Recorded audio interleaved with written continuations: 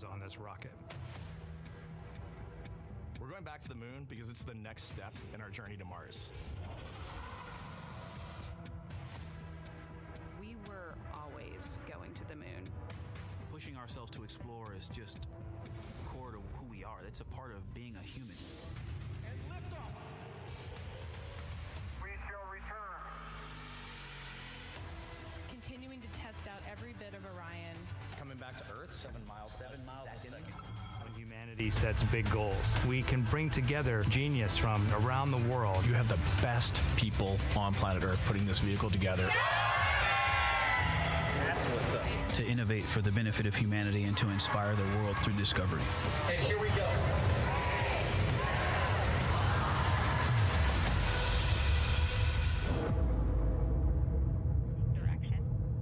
19th, 1972, 2:25 p.m. Eastern Standard Time.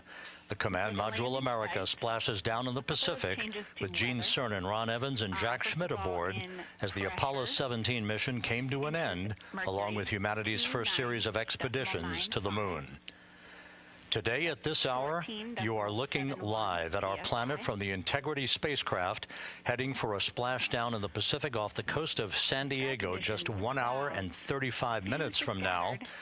And good day from the Artemis Flight Control Room here at the Johnson Space Center in Houston, where the entry flight control team is on duty at this hour, led by Flight Director Rick Henfling, joined on console with the voice you'll hear talking to the crew throughout the course of the day.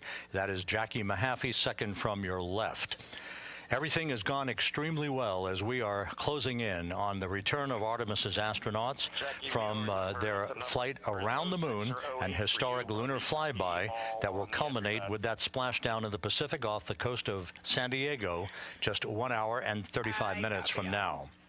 And with that, it's a good... Dr. Glover on the right, and down in the middeck area just below their feet, suited up in their launch and entry suits, are mission specialists Christina Cook and Jeremy Hansen of the Canadian Space Agency. A number of milestones yet to unfold before splashdown just over an hour and a half from now. Earlier today, the crew woke up at about 10:30. Suited up in their launch and entry suits are mission specialists Christina Cook and Jeremy Hansen of the Canadian Space Agency. A number of milestones yet to unfold before splashdown just over an hour and a half from now. Earlier today, the crew woke up at about 10:35 a.m. Central Time. They completed the final major maneuver of the flight, that being the return trajectory correction 3 burn. It was an 8-second burn that fine-tuned its trajectory to enter a corridor over the Pacific Ocean a short time from now. That will be the point of entry interface where the crew will reach the first traces of Earth's atmosphere at an altitude of 400,000 feet. The crew moved into its entry checklist just after 4 p.m. Central Time, suited up in those launch and entry suits, conducted leak checks, and now are in the final stages of their entry checklist. Instruction 115 of entry checklist. SM separation ATP is go. Houston copies. The next major milestone on the route home. Fully zipped, and they're working on EBS and then seating up. We copy. Thanks for the status. Jackie Mahaffey talking to Reed Wiseman aboard Integrity. The spacecraft now about 12,000 nautical miles from the Earth's surface. The next major milestone on tap for the crew will be the handover of communications from the Deep Space Network to the Tracking and Data Relay Satellite System. The Deep Space Network came into play after the translunar injection burn back on April 2nd that propelled Integrity toward its lunar flyby. We'll be back on the TDRS network here in about 41 minutes. Following that, the next activity will be the pyrotechnic separation of the crew module from the European service module. That is scheduled at 6:33 p.m. Central Time, followed 4 minutes later by one final critical maneuver. That will be a 19-second burn of Integrity's thrusters in what is called the crew module raise burn. Now, what that does is it basically acts If you were sitting in a reclining chair, you'd basically tilt yourself back. It raises the aft end of Integrity ever so slightly, and that is the final opportunity for us to fine-tune the angle of attack of Integrity through the area of peak heating at entry interface that will come a bit later on, about an hour and 18 minutes from now. So after the raise burn, we will be in the final orientation that will minimize any peak heating on the heat shield of Integrity and prior to the time the crew enters the Earth's atmosphere at an altitude of 400,000 feet. Entry interface. This is the critical time where the crew will reach the first traces of Earth's atmosphere at an altitude of 400,000 feet, traveling 34,882 feet per second.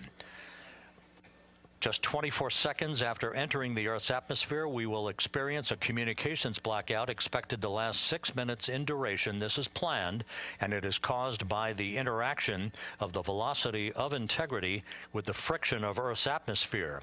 There will be a buildup of plasma around the vehicle, and that ionization will prevent any communications with the crew and any receipt of data by flight controllers here in Mission Control.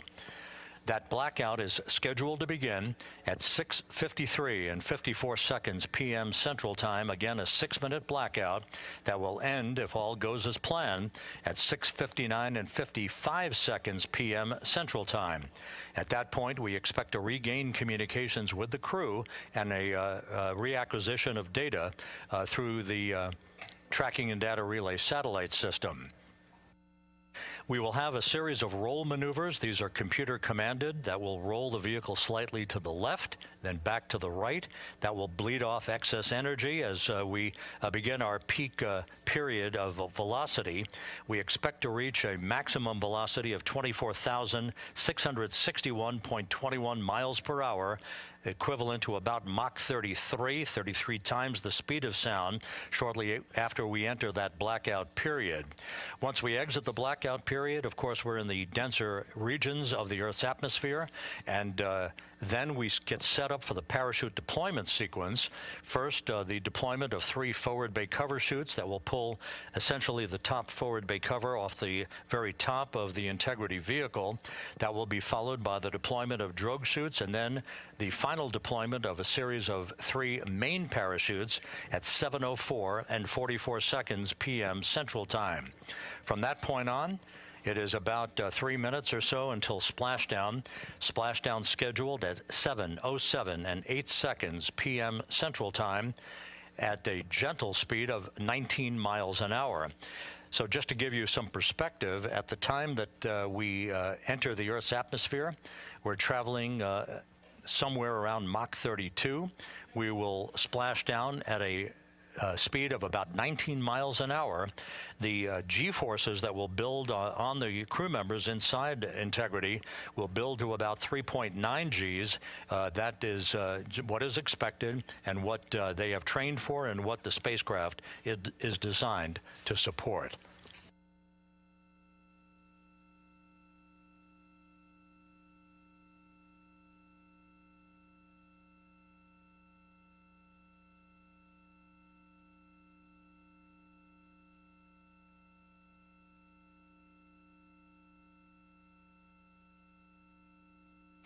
The latest weather forecast out in the recovery zone off the coast of San Diego is a go forecast from our meteorologists here at the Spaceflight Meteorology Group at the Johnson Space Center.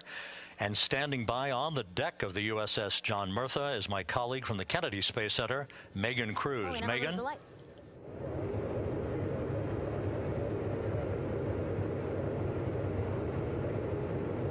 Hey there, Rob. Yeah, welcome to the bow of the USS John Murtha. This is where we will report out live updates from the ship as NASA and the U.S. military work to recover our Artemis II astronauts in just about an hour and a half. How exciting. Now, right now, as you can see, we are out in the Pacific Ocean. We are just west of San Diego. We're actually staged about 6.5 miles away from where we expect Orion to splash down. And then we will incrementally move closer. So at the time of splashdown, we'll be about 5 miles away, and then we will move to 3.2 miles away. At that point, we'll pause, make sure that all the debris that might be coming down with Orion, because basically some parts of like the parachute system, they're jettisoned off Orion during descent. So we'll just want to make sure that those all land in the water and that we are safe to move even closer. So we will make sure that we can move a little closer, and at that point we will move to a mile away from Orion. And at that point the ship will circle the capsule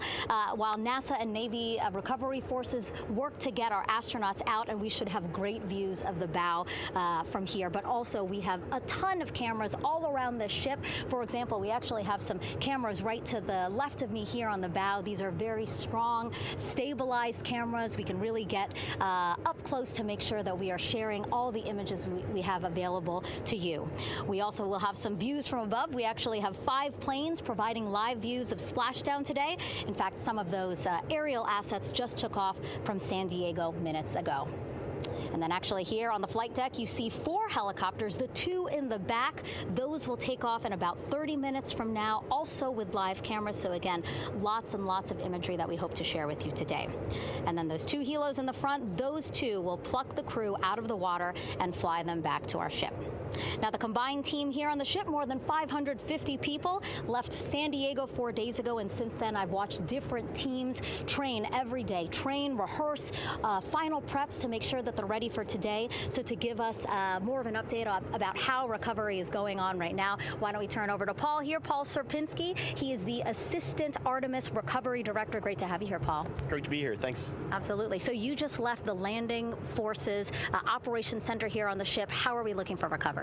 Right now, it's looking great. When I left, they were just about to get into weather briefing with Mission Control Center in Houston, but listening to the loops this morning and everything that's been going on, the reentry trajectory correction burn, the return trajectory correction burn went great. They were right down the money, right on the money, right down the middle, where they should be coming back. Our forces here are teams out in the water. All our boats are launched or will be imminently. So yeah, it's just coming along great. Yeah. It's really nice to see. We did see some of those boats float behind us. We were hoping to give you a live view, but of course they floated right out of the camera shot as you came to us. But so basically the team right now here on the ship, basically like monitoring mode, but really things will pick up about 15 minutes after splashdown.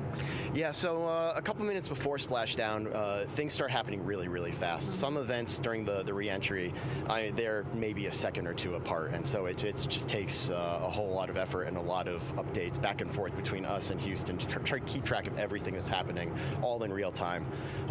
And then after splashdown, that's when the recovery team really kicks into high gear. We have our boat teams, our boat crews going out, our divers doing hazardous assessments as they get progressively closer to the capsule, making sure it's safe for all of our people to go in, and it's also safe for the astronauts to come out, because really at the end of the day, that's what we're here for, is we're to make sure that the astronauts get home safe after their tremendous journey to the moon and back. But then also we have, like you mentioned on a minute ago, all of our imagery helicopters are taking imagery, camera shots of it as it's coming in all the way through splashdown. I mean, they'll see it as soon as it crosses the horizon, all the way to the ocean here. And then afterwards, we have to recover actually Orion to bring it into the well deck of the ship. Absolutely, yeah. And so once the astronauts are safe on board, then those same dive teams are going to transition into securing the capsule. They'll position some equipment around it to kind of facilitate that. The ship will move into position. We'll attach a really big winch line to it, and then a bunch of tending lines. We'll pull the capsule around behind the ship and then start to slowly bring it in. And then, yeah. Orion comes in, goes hard down, and everyone cheers. Yeah, great day. Great day, exactly. Lots to coordinate, a lot to manage. Basically planning for this recovery, Artemis II recovery, started a month after Artemis 1 launched. That was the uncrewed test flight of the Space Launch System rocket, as well as the Orion spacecraft. That was November 2022, a month later, all the planning for this. How does it feel to be so close to welcoming our friends, our astronauts home? I mean, for the whole team, I walked around the ship this morning, just kind of visiting with a lot of people, a lot of groups, and just kind of get the feel of them. And everyone has that same kind of mentality. Everyone's excited, everyone's thrilled to see all that work that's what we've been doing, like you said, for the last 3 years, since right after the last one came back till now. And some people even further back, some of them go back a decade or more. So everyone is just excited and they're ready. They're really ready for this, and just to be able to see our crew come back, that's going to be a thrill for everyone. How are you feeling? Are you ready? Is this something you ever thought you'd be doing? I'm ready. I'm excited. This has been the pinnacle of my career so far. It really has. I've seen a lot of firsts, a lot of lasts, but I can't think of ever topping seeing the first crew to go to the moon and back in 50 years, and to be here and be a part of that. And it's just a tremendous privilege. And on behalf of the whole team, I'm thrilled, and so are all of us. We're ready. Yeah, I definitely think that those words really embody how everybody on the ship is feeling. So thank you so much, Paul. I appreciate you being here. And so, Rob, we'll toss it back to you again. We will continue to join you with live updates from the ship as much as possible. Thank you, Megan. Back here at the Johnson Space Center, the entry team of flight controllers looking over the shoulders of Reed Wiseman and Victor Glover there on the flight deck of Integrity, and again just below their feet in the mid-deck area, if you will, Christina Cook and Jeremy Hansen of the Canadian Space Agency. They're in the final review of their entry procedures and all of the activities that will follow here very shortly in trip hammer fashion.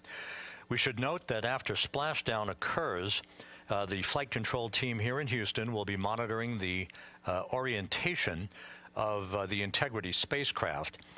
We are expecting it to splash down upright in what is called the Stable 1 configuration, with the top of the spacecraft pointed upward.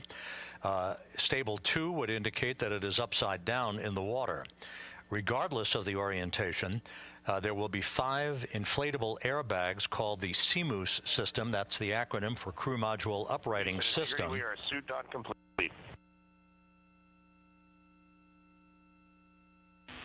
Houston copies. Reed Wiseman acknowledging that the final steps in suit donning are now complete for the crew. Leak checks have been completed earlier.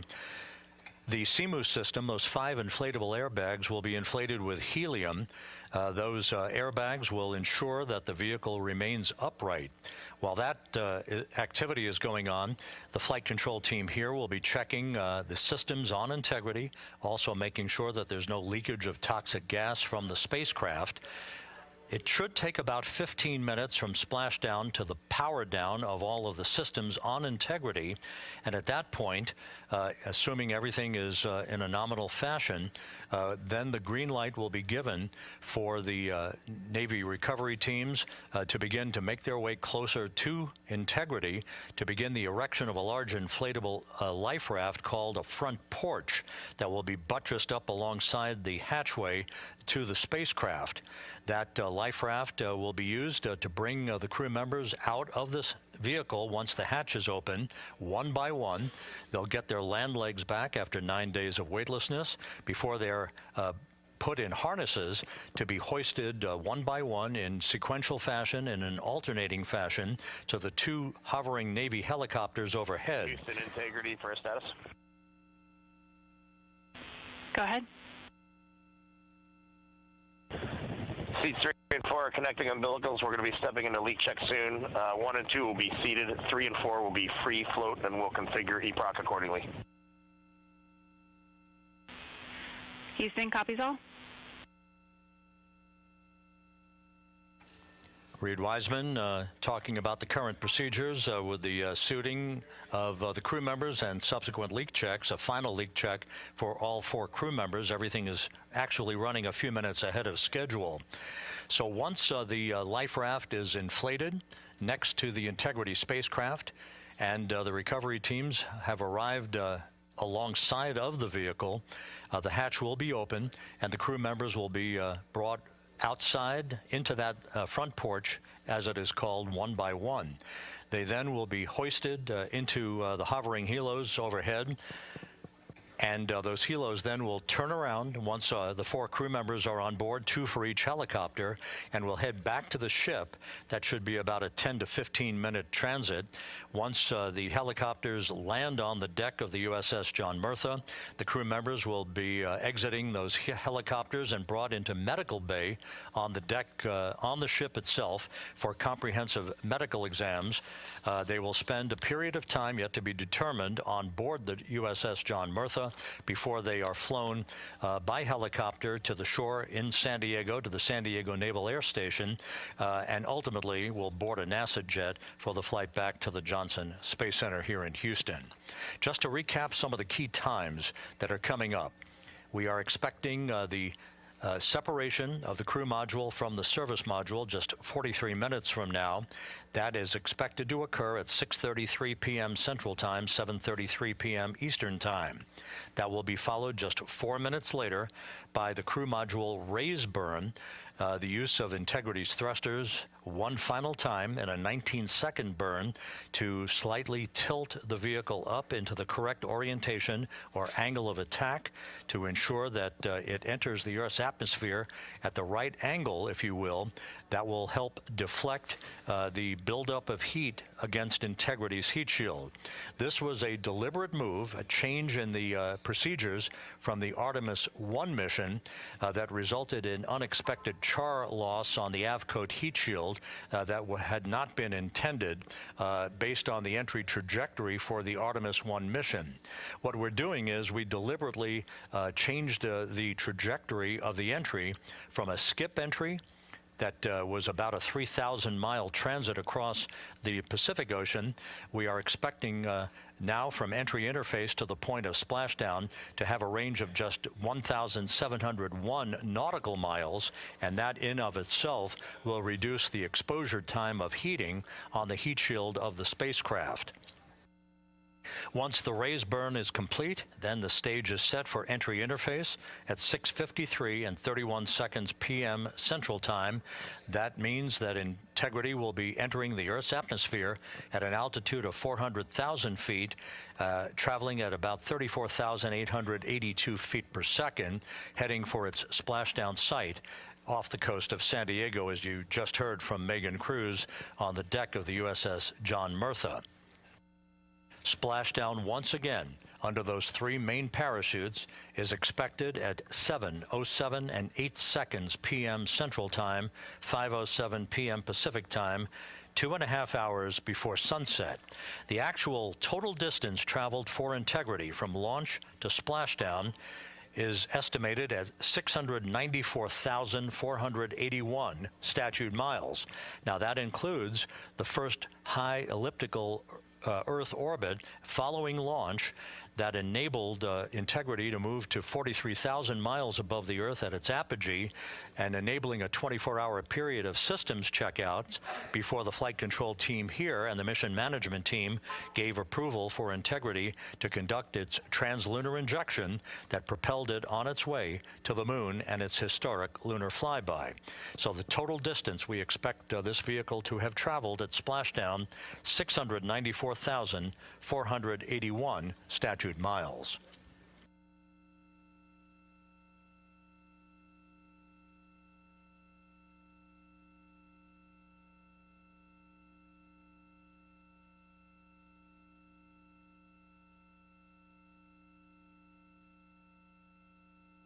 With everything proceeding on track and on time aboard Integrity, the vehicle system's in excellent shape as the Earth grows larger in the field of view. Let's go back to the USS John Murtha and Megan Cruz, who is standing by.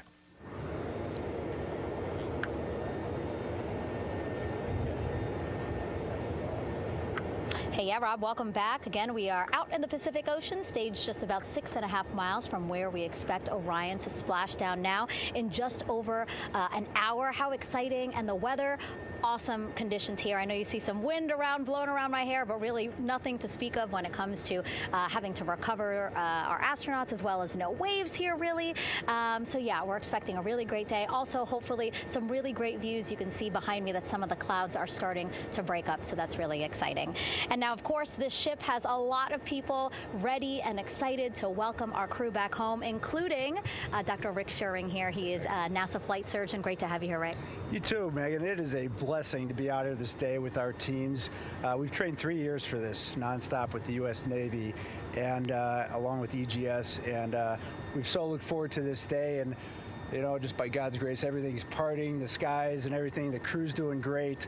Looking forward to come back, and our teams are ready. So this is one of those days you've dreamt about, and now it's finally here, and we're ready, and just thankful to be a part of it. Yeah, and you play a really integral role. When was the last time you spoke to the crew, and how are they feeling in this last hour before splashdown? Sure.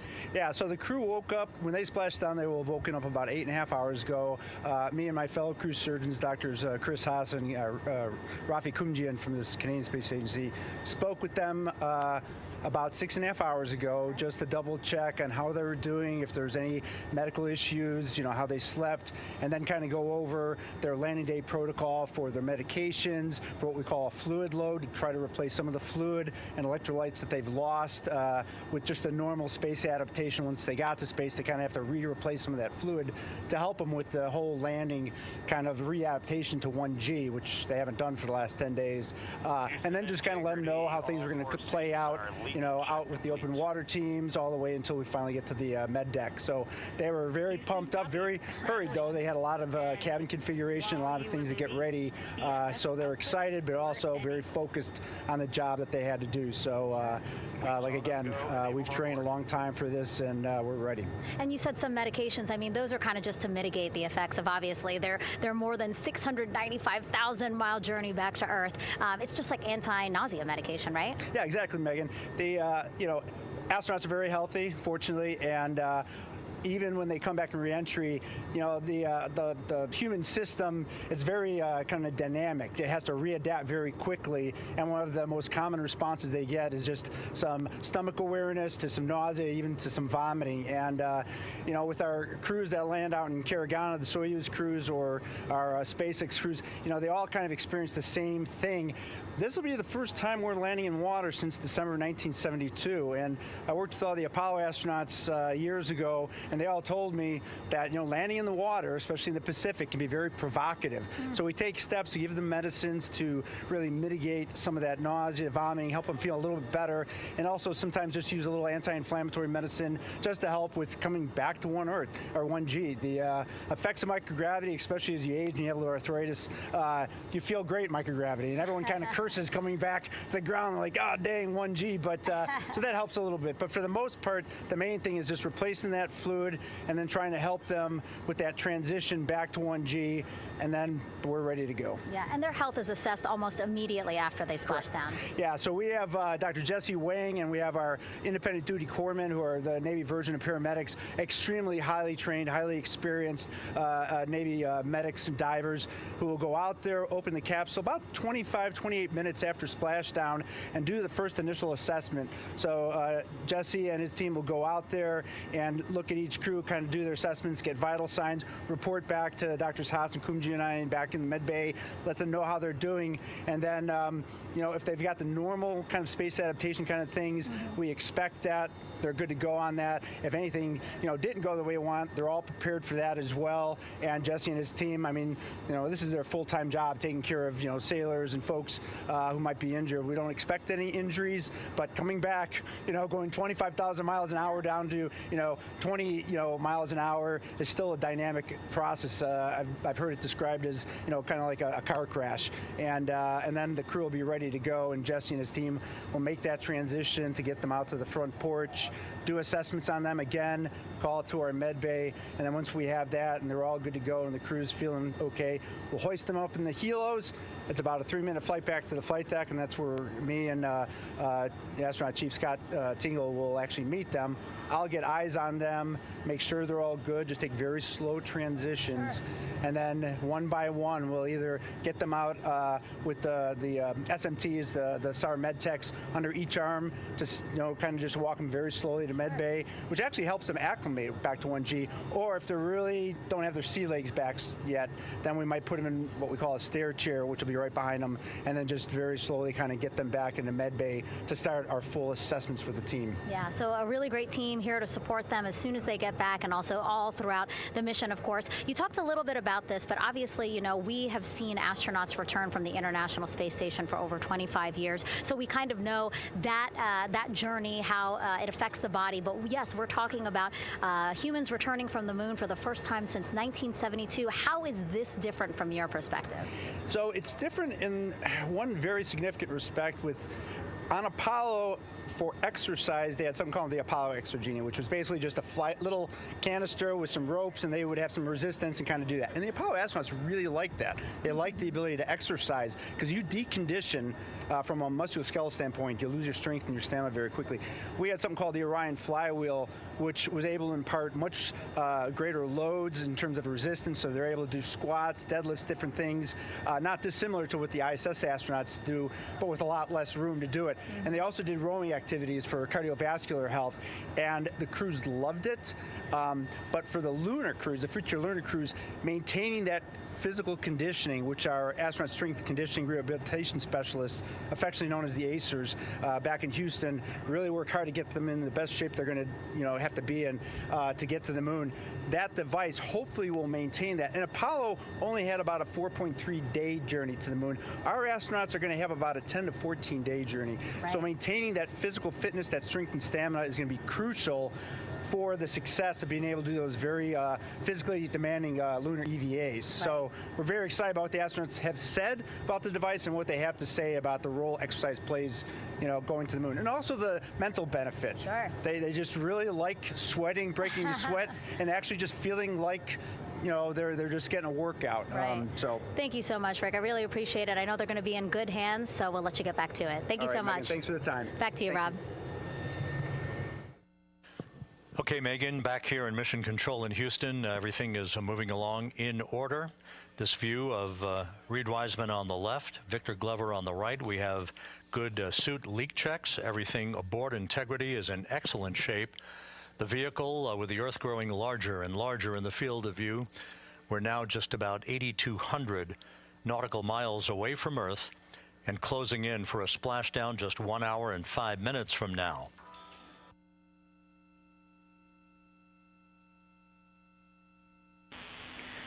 Integrity, just under a minute till your GPS maneuver initiates, and both GPS units look eager to acquire.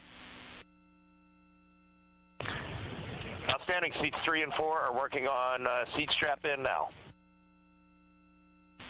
Houston copies. Once again, as we start to close in on some of the major milestones, the first one coming up in just 31 minutes. And Integrity, just confirming the LCG gas trap was able to be closed out. Affirmative. Copy. Crew module, service module separation scheduled just 31 minutes from now. The key point of interest, of course, will be the performance of Integrity's heat shield during its high-speed entry back into Earth and the peak heating that is expected around the spacecraft of some 4,000 to 5,000 degrees Fahrenheit. On Artemis 1, as I think most folks know by now, we flew a trajectory known as a skip entry, in which we performed an initial dip into the atmosphere to bleed off some energy. Then we skipped out of the atmosphere and dipped back into the atmosphere before splashing down in the Pacific. But after the mission was over with, we noticed unexpected liberation of some of the charring effects on the heat shield known as AVCOAT. Before the flight, we had an opportunity to sit down and talk with Entry Flight Director Rick Henfling to get a perspective on what this all means and how the mission was redesigned to try to protect Integrity's heat shield to a higher extent. Let's take a look at that interview. Returning from the moon is a lot different than deorbiting from low Earth orbit. When we return from the moon, we expect to achieve velocities upwards of 36,000 feet per second. And in order to slow down to a nice, graceful splashdown in the Pacific Ocean, the flight crew is going to experience between 3 and 4 times the force of Earth's gravity. On Artemis 1, pressure buildup inside the char layer of the heat shield resulted in the char losses we saw. NASA established a Tiger team whose job was to investigate the cause of the problem and then make recommendations on how to fly the Artemis 2 mission safely and successfully. And so for Artemis 2, we are going to fly a profile that ensures the spacecraft will not see that same type of pressure profile. And so the char losses seen on Artemis 2 will not be like the ones that we saw on Artemis 1. Rick Henfling indicated that the orientation of the spacecraft and the shortening of the distance of transit to the splashdown zone from the point of entry interface when we reach the top of the Earth's atmosphere, which will be coming up at 6:53 and 30 seconds p.m. Central Time, should do the trick in minimizing the deleterious forces against that heat shield that were noticed on the Artemis 1 mission. We think we see a beautiful sunrise over the west coast of Australia.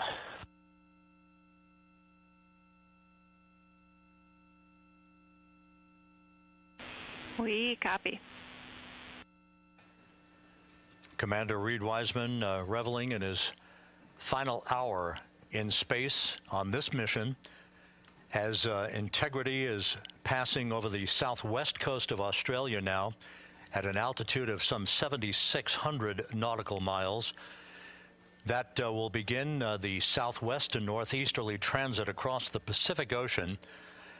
Let's talk a little bit more about some of the highlights and some of the numbers associated with the points of interest here. We are 27.5 minutes away from crew module, service module separation. That will be followed about 3.5 minutes later by the raise burn that we've discussed, a 19-second burn of Integrity's thrusters to fine-tune its angle of attack as it enters the Earth's atmosphere.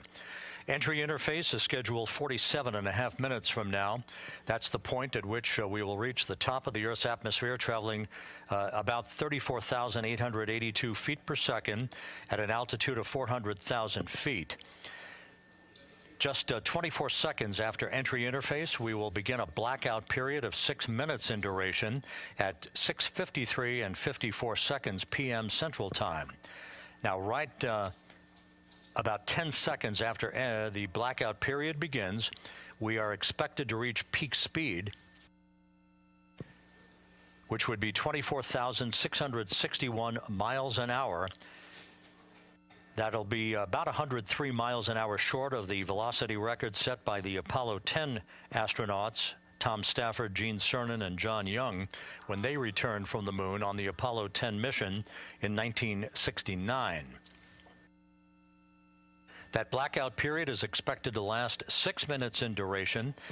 At 6:54 and 52 seconds p.m. Central Time, we'll reach our peak heating period of about 4,000 to 5,000 degrees while we're in a communications blackout from Integrity and its astronauts.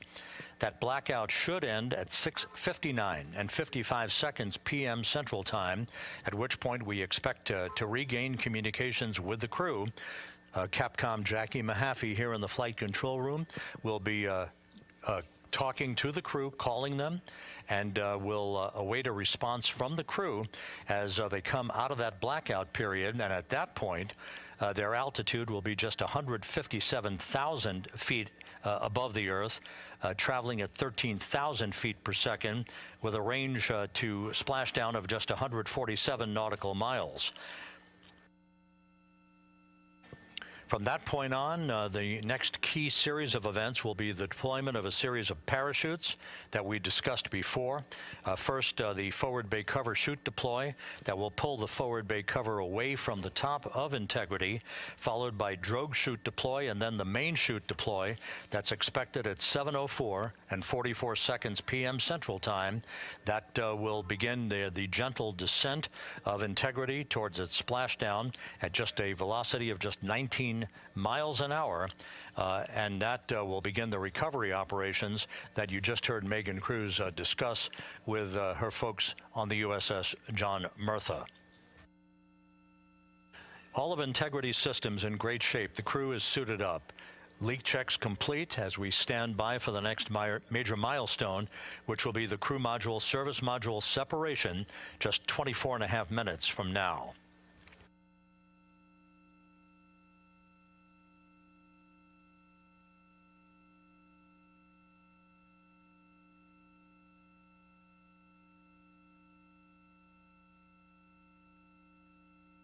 All of the activities from the start of entry interface to the point of splashdown will be quite rapid fire, just 13.5 minutes from the point at which we begin descent into the Earth's atmosphere till splashdown.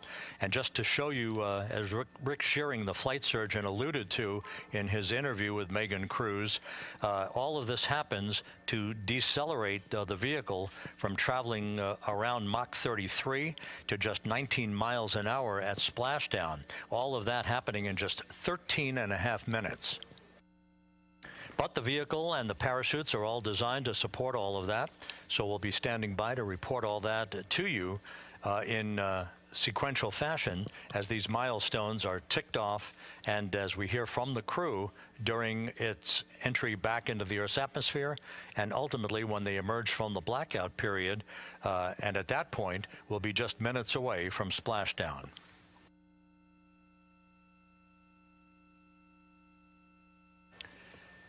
So with all of those preparations ongoing, we can return here briefly for another report from the USS John P. Murtha and Megan Cruz. Megan?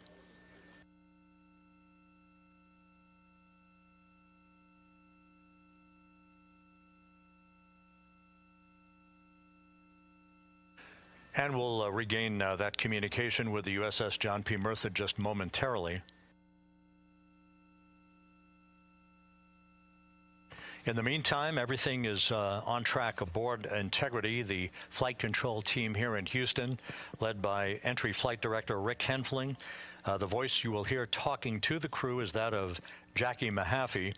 She will be reporting everything to the crew and receiving their reports as they enter the Earth's atmosphere for their 13.5-minute plunge back into the atmosphere for splashdown off the coast of San Diego. Now we have the ship back with us and Megan Cruz aboard the USS John P. Murtha. Megan? 11 balloon, right?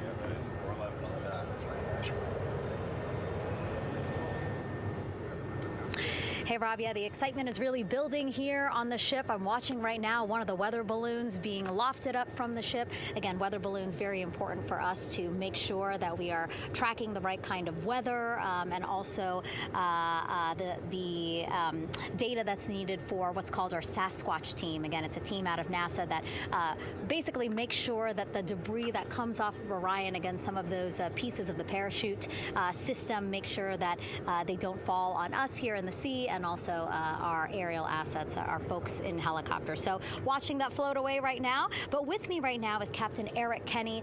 He's the commanding officer of the John P. Murtha naval ship. Thank you so much for being here. There are so many moving parts that you have to keep an eye on. That's absolutely right, yeah. But first of all, on behalf of the crew of USS John P. Murtha, Megan, thanks for having me on today.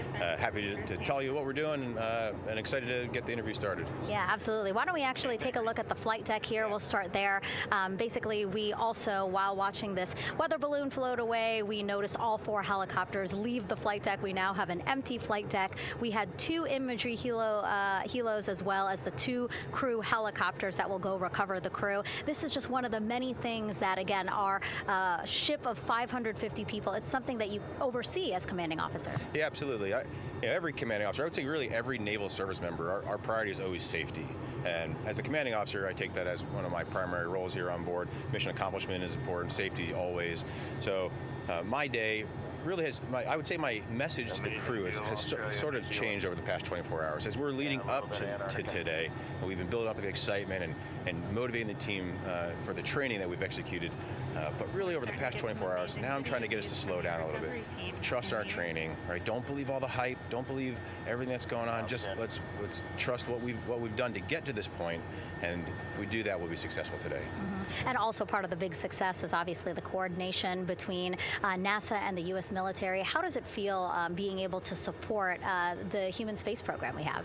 Yeah, I mean, since 1959 with Mercury, Gemini, Apollo, the history between NASA and the Navy has been in lockstep. But like any other skill, if you don't practice it regularly, that skill atrophies. So we've had a few decades off from that. But, over the past 4 or 5 years, really with this ship over the past year, we've constantly trained and working for this moment right here. Building up the hype, but to get to this point today, to be able to trust all the training we've done. We've worked with, working with NASA, the Air Force, the medical team, dive team. You want to talk about high-performance organizations coming together, working in unison? We are seeing that here on board the USS John P. Murtha, and I can't be more proud of all the work everyone's doing. Yeah, you had some great words this morning saying just that, again, that it's really nice to see everybody working together and so excited. I mean, you just became the commanding officer of this ship back in February. How does it personally feel for you to be a part of this historic moment today? Yeah, I mean, first and foremost, I'd say any opportunity to command any warship in the United States Navy is a tremendous honor, is a pinnacle of any naval officer's career. That being said, as my change of command was approaching, and I realized that Artemis was going to be in the window here, to say that I'm humbled and honored to be here is an understatement. What really just excites me is the opportunity to see this crew, who has been training so hard over the past year plus, come together. It is what inspires me. Listening to NASA and the ownership and pride they take, they make my crew better. I think we're making NASA better together. That synergy is something that I'm happy to see and hopefully take forward with me in my career. Yeah, it's all about partnerships. We couldn't do it without you, and we couldn't have gotten to the moon without our international partners as well. So thank you so much, Captain. It was really great to have you here today. Thanks, Megan. Awesome. All right, Rob, back to you. Thank you, Megan. Back here in Mission Control in Houston. We just had a quick view of the crew.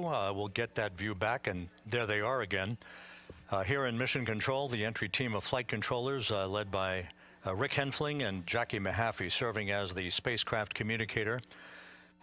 We have just handed over communications links from the Deep Space Network that we communicated with the crew through from the time of the translunar injection burn back on April 2nd. We've just handed back to the Tracking and Data Relay satellite system as we prepare for the crew module service module separation that will take place just 17 minutes from now. With the Earth looming in front of Integrity as it barrels back for a splashdown of the Pacific just 50 minutes from now, we're just 5,700 nautical miles from splashdown. Just one other quick note about the comparison from the Artemis 1 entry profile to the Artemis 2 entry profile and how that is serving as an extra layer of protection for Integrity's heat shield.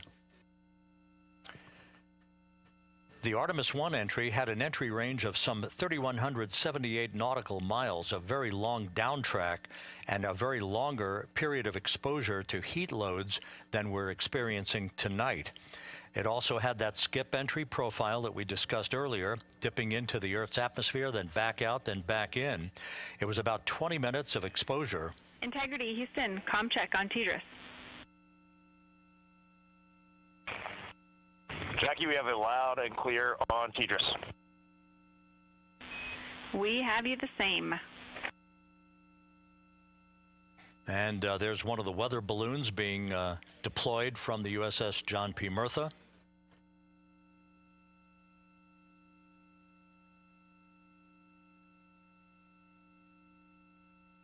So the Artemis 1 entry had the vehicle. Any update on GPS? We haven't seen it track in yet.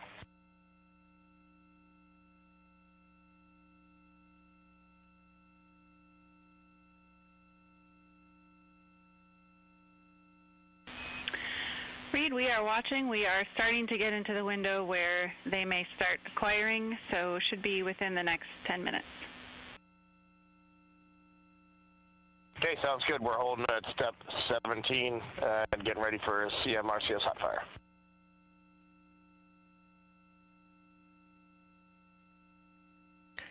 And that exchange indicating that we are expecting to acquire data from the GPS system on board. That'll be a navigational tool that will basically tell Integrity's computers that they're on track down the center line of the corridor for the entry interface that will lead them to their splashdown point. Once again, the Artemis 1 entry exposed the heat shield for about 20 minutes of peak heating. For Artemis 2, we're going to reach a downtrack distance of 1,701 nautical miles from the point of entry interface, with just 14 minutes of duration, and it's basically a different angle of attack, a little bit steeper angle of attack that will protect the heat shield from excessive heat loads. So that is the difference between Artemis 1 and Artemis 2, all designed into this mission to gather data to protect the heat shield, since the Artemis 3 mission and beyond will have a different designed heat shield that will allow that skip entry type of profile to be resumed for all of the future missions coming back from the south pole of the moon when we initiate lunar landings. So we've handed over to the tracking and data relay satellite system. That's where we'll have communications for the rest of the flight. Just to give you some time hacks here, we're 13.5 minutes away from crew module, service module separation, and just 17 minutes away from the raise burn, that 19-second firing of the thrusters that will basically be the final fine-tuning of the angle of attack for Integrity as it enters the Earth's atmosphere.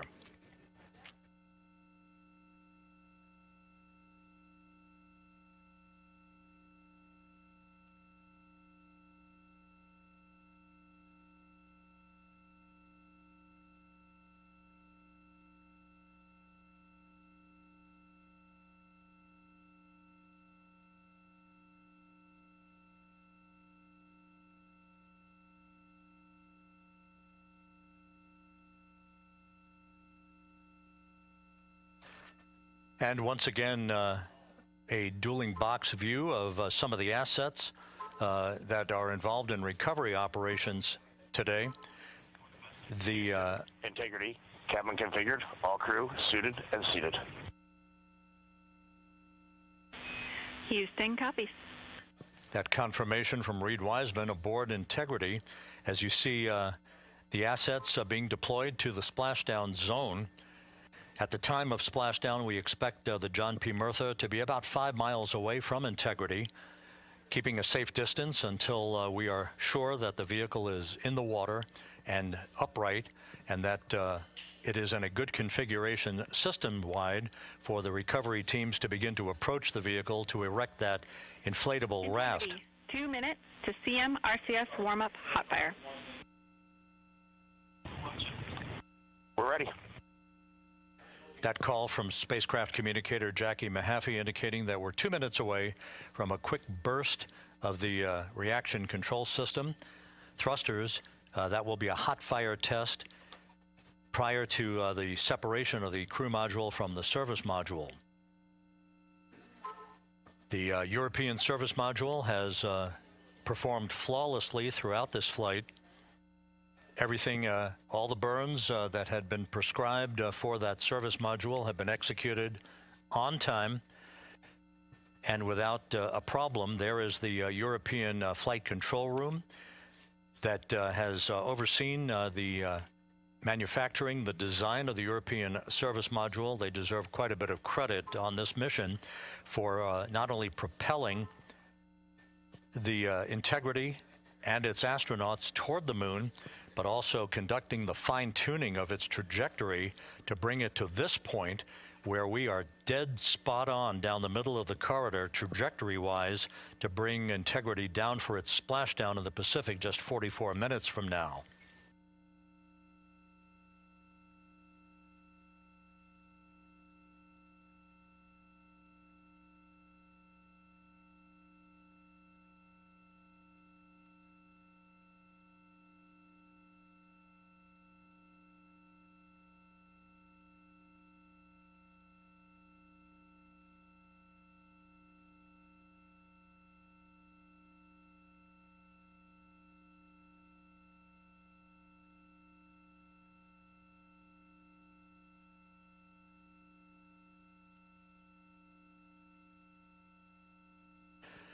What you're looking at is a computer-generated visualization based on real-time telemetry from Integrity, currently traveling about 16,000 miles an hour.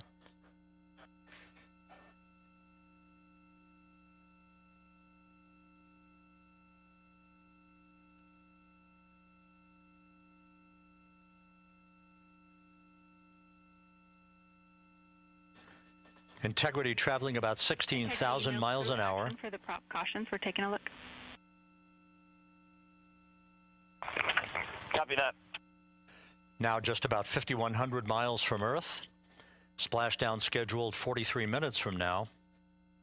We're just 9.5 minutes away from the crew module service module separation.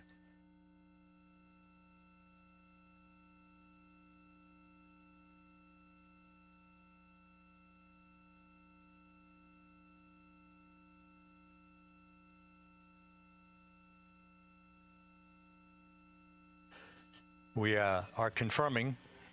Integrity, we are assessing details, but so far looks like a good hot fire. Looks good on board, Jackie. Thank you.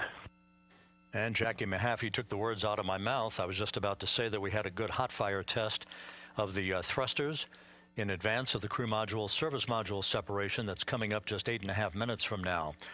This will begin the period in which we will have rapid-fire succession of critical activities on board that will lead to entry interface just 28 minutes from now, where the vehicle will enter the Earth's atmosphere at an altitude of 400,000 feet.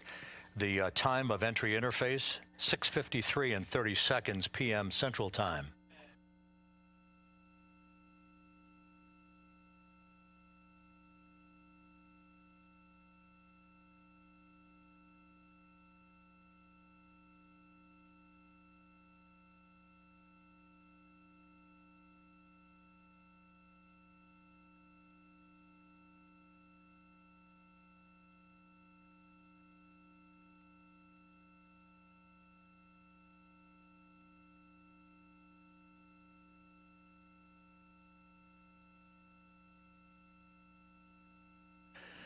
Integrity's astronauts were awakened at mid-morning to begin their entry preparations. And propulsion officer now reports a good hot fire test in preparation for the crew module service module separation.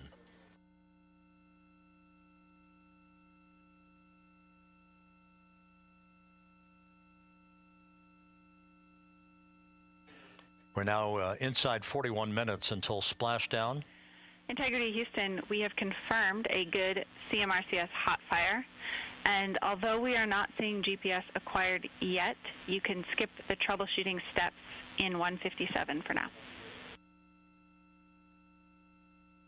Integrity copies.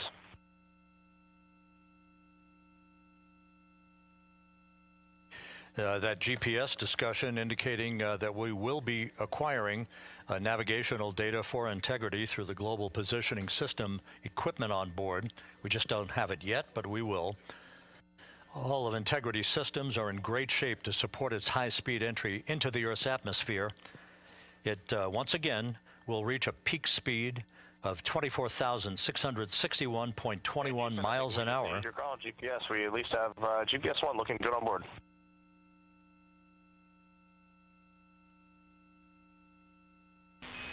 We are confirming.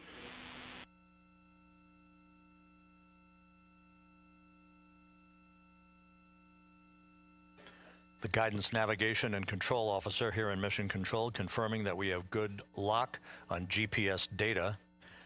We are on a communications link now through the tracking and data relay satellite system. Now, following splashdown, we're going to lose that link and go to what's called a VLDR, a very low data rate communications link, so that we can talk to the crew inside Integrity as they are on the water. Integrity, confirm we do see good GPS. We do too, especially GPS 1 is accepting in nav channels 1 and 3. That GPS data is basically telling Integrity's onboard computers its position relative to the Earth, but its trajectory and its orientation according to flight dynamics and the guidance, navigation, and control officer is spot on.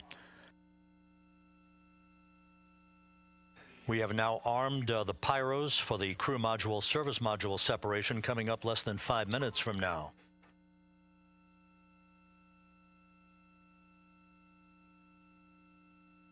Once again, just 10 seconds after entry interface, we will see Integrity reaching its peak speed of 24,661.21 miles per hour. That will be just seconds before we begin a 6-minute blackout period. Integrity, Houston. Your vehicle is in a good config for CM-SM SEP and go for CM raise. Houston, we see the same on board and copy go for CM raise. That CM raise referred to as the slight firing of 19 seconds by Integrity's thrusters with a change in velocity of 9.9 feet per second, a slight nudge of the aft end of the vehicle so that it's tilted a bit upward, providing the final angle of attack as the vehicle enters the Earth's atmosphere. This being the mitigating factor that will reduce heat loads on the heat shield as we reach a point downrange from the start of entry interface, some 1,701 nautical miles to the splashdown site.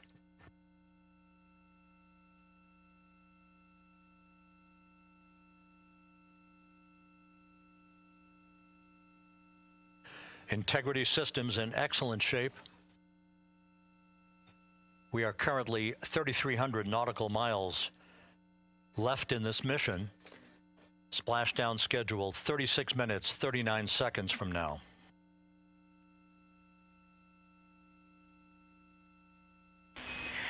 Integrity, Houston. For the 2 enabled prop cautions, what happened is while the thrusters were firing, multiple pressure sensors on each of the strings diverged a bit from each other. Those limits look to be set pretty tight. We think it could happen again when the thrusters fire in the future, so we are going to suppress those messages. We concur with suppress, not inhibit. Thank you. That exchange between Jackie Mahaffey, our Capcom for tonight, and Reed Wiseman aboard Integrity, indicating basically to ignore sensor data. All of Integrity systems are in good shape.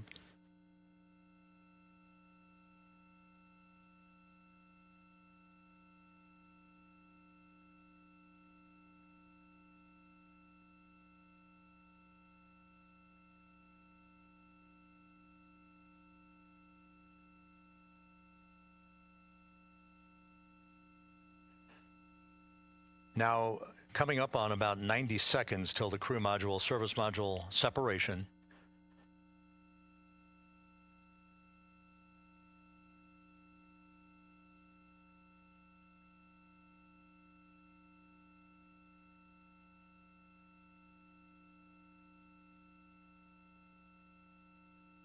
All quiet here in Mission Control as we enter the most critical phase of the completion of this flight. All of the preparatory activities leading up to the vehicle entering the Earth's atmosphere just 21 minutes from now.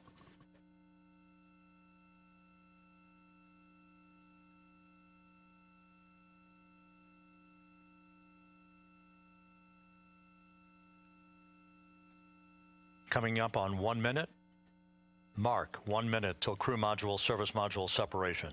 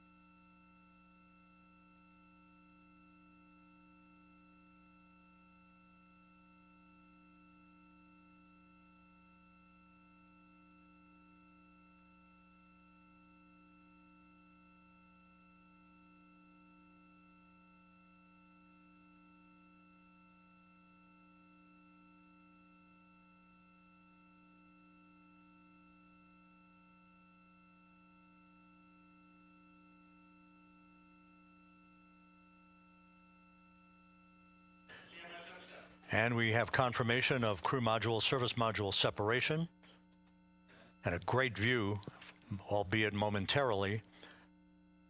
Houston, good step on board. Houston copies and concurs. The European service module now separated from Integrity, a job well done. Integrity, no action for the 4 CDH cautions. Those are SM related, not applicable. Integrity.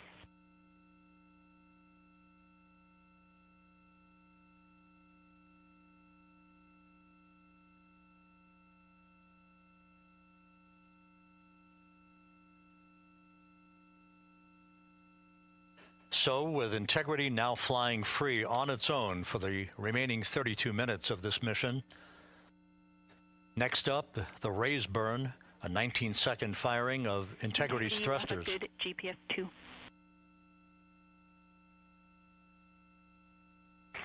Integrity copies, good GPS 2.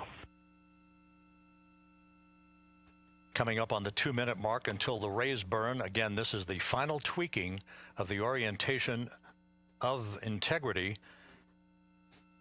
to put it in the right angle, if you will, the angle of attack that it will fly in during its entrance into the Earth's atmosphere. Entry interface now just 18 minutes, 25 seconds away. This is a visualization, but driven by real-time telemetry. This is the maneuvering of Integrity to the raise burn orientation. Just 2,800 miles from Earth.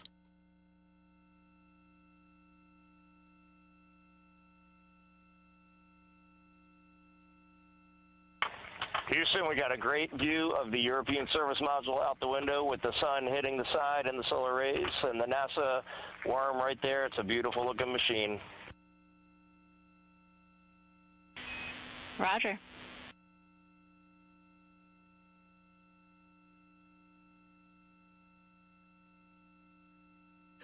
And we have completed the maneuver to the raise burn orientation, 1 minute away from the raise burn.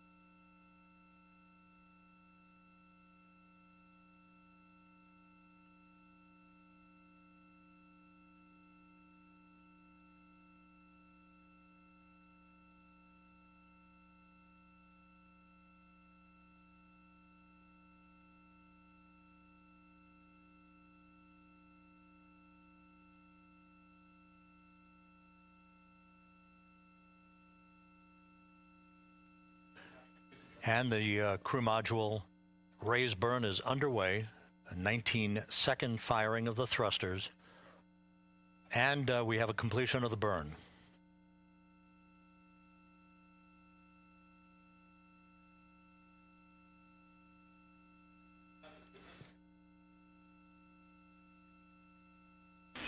Integrity, good. CM raise burn. Your flight path angle is within limits.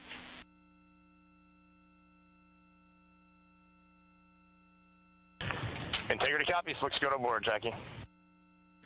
So the final maneuver is now complete.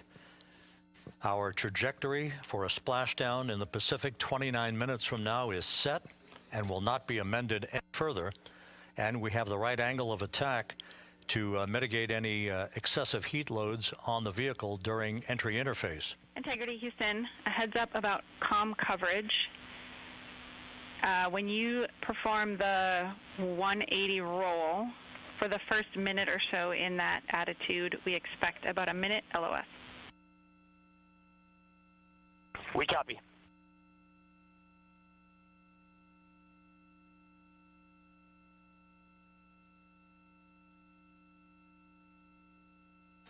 So for those who are watching, The series of events coming up, we will enter the first traces of Earth's atmosphere 14 minutes, 45 seconds from now. 6:53 and 30 seconds is what is pegged for entry interface at an altitude of 400,000 feet, traveling at approximately 34,800 feet per second, range to touchdown or splashdown 1,701 nautical miles. 24 seconds after entry interface, we will enter a 6-minute blackout period in which we will lose communications with the crew. This is expected due to the buildup of plasma around the vehicle. That's an ionization effect due to the collision, if you will, of the velocity of the spacecraft with the friction of the Earth's atmosphere. That 6-minute blackout is expected to begin at 6:53 and 54 seconds p.m. Central Time. During that period of time, we will reach our peak speed of 24,661 miles per hour. That comes just short, based on unofficial data from the flight dynamics officer right now, will come just short of the velocity record set by Apollo 10 of 24,791 miles per hour in 1969. We expect peak heating on the vehicle at 6:54 and 52 seconds p.m. Central Time, a minute and 22 seconds into entry interface. At that point, we will be just 204,000 feet above the Earth, traveling at 33,000 feet per second. The blackout period is expected to last 6 minutes. We expect that blackout period to end at 6:59 and 55 seconds p.m. Central Time. From the end of the blackout period until splashdown, it is just 7 minutes, at which point we'll start deploying the series of parachutes to slow integrity down to an ultimate splashdown velocity of just 19 miles an hour. We see the same, waiting for the 180 rolls.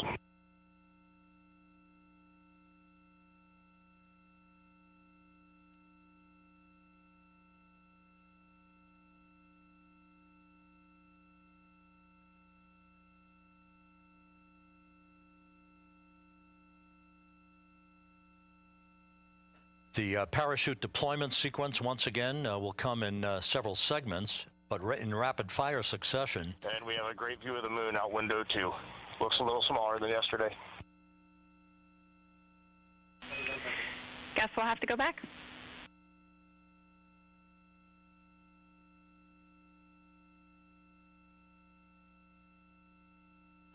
Reed Wiseman and Jackie Mahaffey exchanging discussion on a view of the moon that Integrity's astronauts are seeing in the final minutes of this mission that will be completed with splashdown just 25 minutes from now. 3 forward bay cover parachutes will be used to pull the forward bay cover off the top of the vehicle. Then 2 drogue parachutes will be deployed to slow and stabilize the crew module during its descent, followed by 3 pilot parachutes that will lift and deploy the main parachutes from the forward bay. The final sequence will have 3 main parachutes deployed. These will be 116 feet in diameter, each main parachute approximately 265 feet long when reefed. The parachutes will ultimately slow Integrity down from its peak speed of almost 33 times the speed of sound to a gentle 19 miles an hour at splashdown.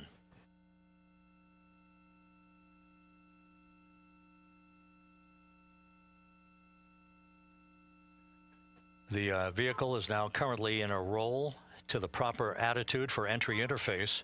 Our trajectory is right on according to flight dynamics.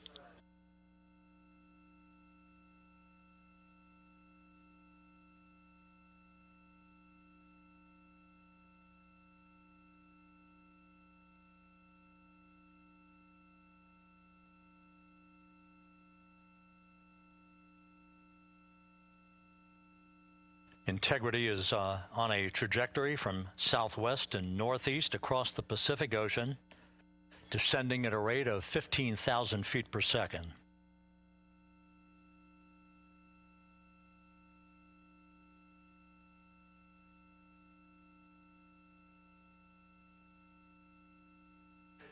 Range to touchdown 4,300 nautical miles, all the systems in excellent shape.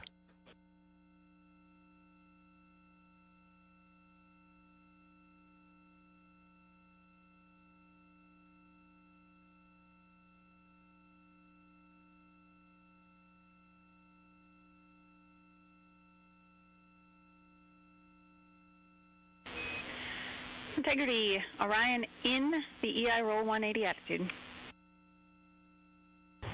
Looks good on board, Jackie.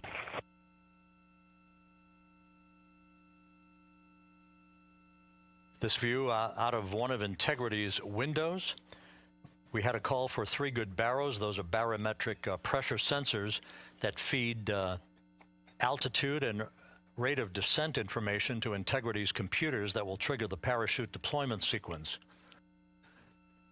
We are less than 9 minutes away from entry interface, 22 minutes from splashdown.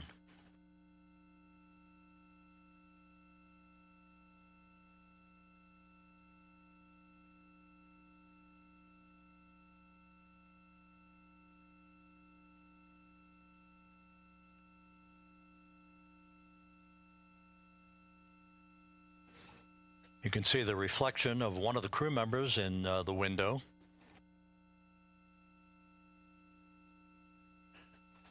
Out in the Pacific, the weather conditions remain go. Just a few clouds, some scattered clouds, winds at 10 knots, wave heights just about 4 feet. A gentle day in the Pacific for the homecoming of Integrity's astronauts.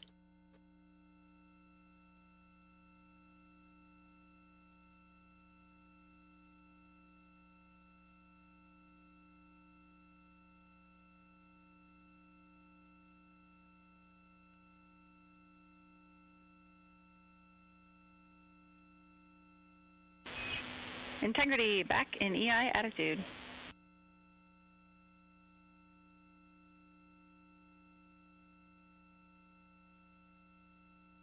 We see the same on board, Jackie.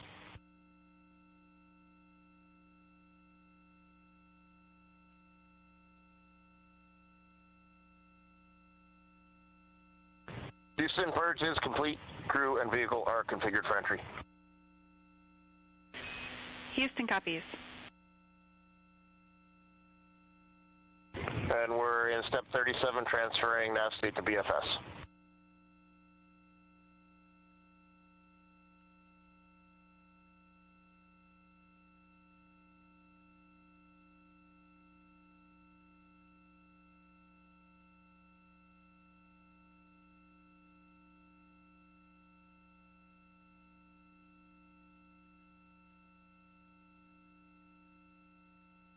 And Houston, in instruction 509, we are not below 0.2.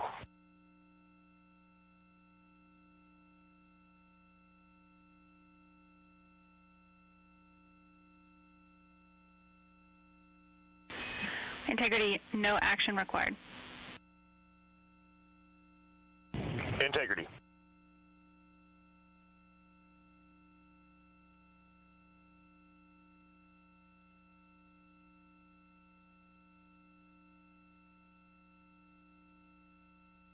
Now 6 minutes away from entry interface.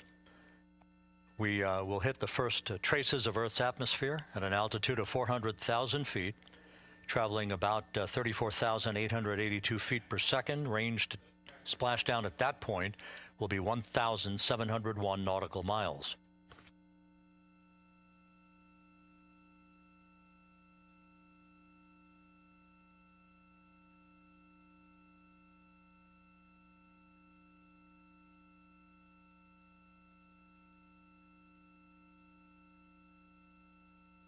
And once again, just a reminder, some 24 seconds after entry interface, we do expect to lose communications with the vehicle and the crew during a 6-minute blackout period when a plasma shield will build up around the spacecraft due to the ionization, due to heating effects. And Flight Dynamics has just confirmed we will have a blackout period of exactly 6 minutes in duration. And once again, that's due to the fact that a plasma buildup around the vehicle will prevent communications and data, so we will not be able to talk to the crew members at that time, nor will we receive data here in the flight control room. Houston, everything's looking good on board. Just confirm no pre-EI downloads. Houston concurs. That blackout period to begin at 6:53 and 54 seconds p.m. Central Time, and again will last about 6 minutes in duration.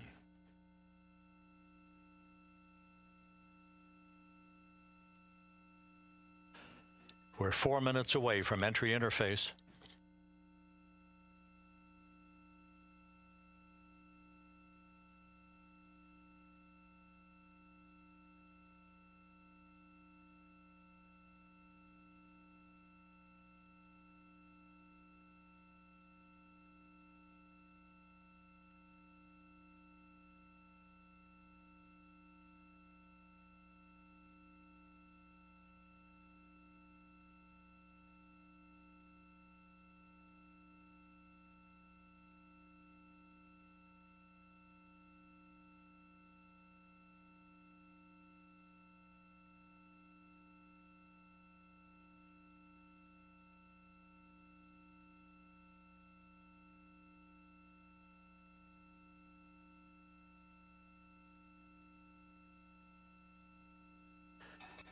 This view from Integrity as it crosses from southwest to northeast across the Pacific Ocean, 3 minutes from entry interface.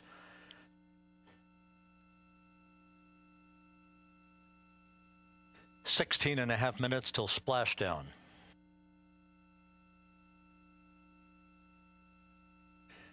The USS John P. Murtha and the recovery team is on station and in position, as are the airborne imagery assets that we hope to receive imagery from as Artemis enters the Earth's atmosphere and through parachute deployment.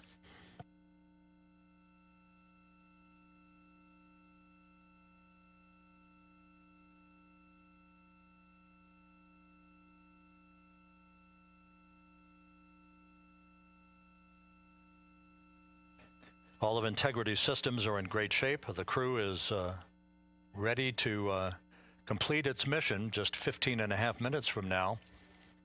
All of the activities today have gone off in perfect fashion. No issues with the vehicle, no issues with the crew. And the weather at the splashdown site is go.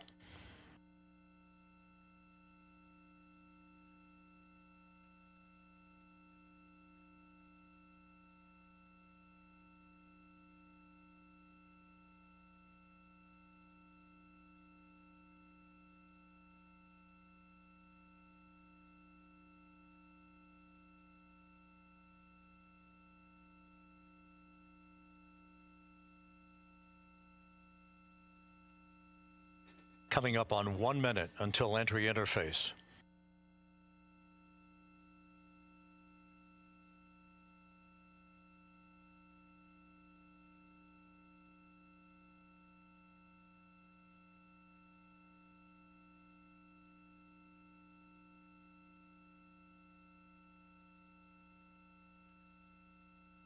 Mark 1 minute until entry interface. 1 minute, 20 seconds until the expected start of our 6-minute blackout. Integrity, 1 minute to a 6-minute blackout. Integrity.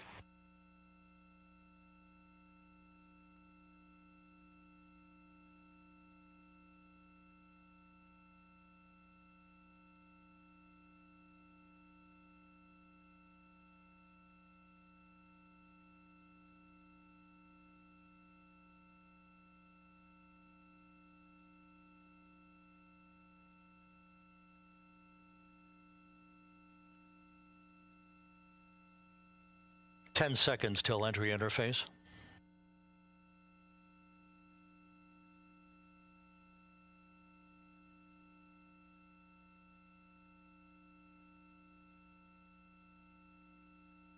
And we have crossed the threshold, now entering the Earth's atmosphere. We're at 400,000 feet, traveling 34,800 feet per second.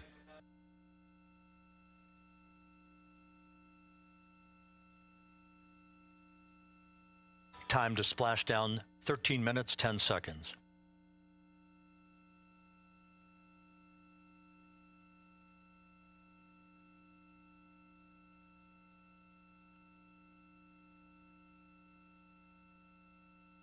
And as predicted, we've entered our communications blackout. This will be a 6-minute blackout period. No voice, no data from the crew.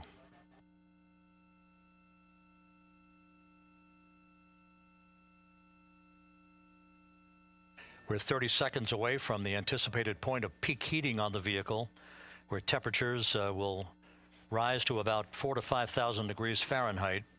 This is the true test of our trajectory.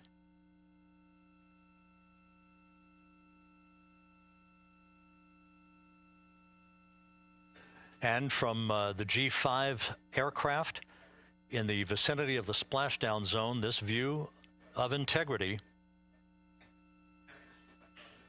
So that pinpoint of light shows the vehicle as it enters the period of peak heating in the Earth's atmosphere, the first tug of gravity being felt by Integrity's astronauts since their launch back on April 1st.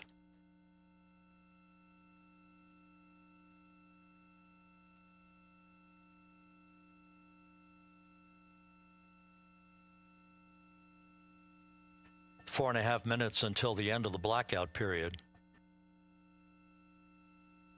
Time to splash down, 11 minutes, 33 seconds.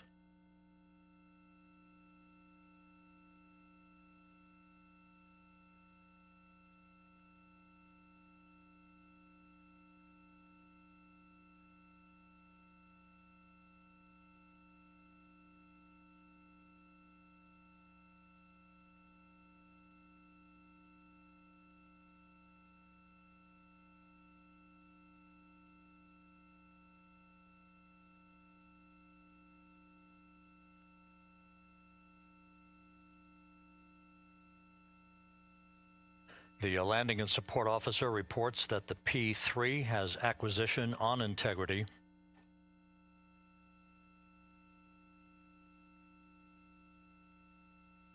Three and a half minutes left in this blackout period.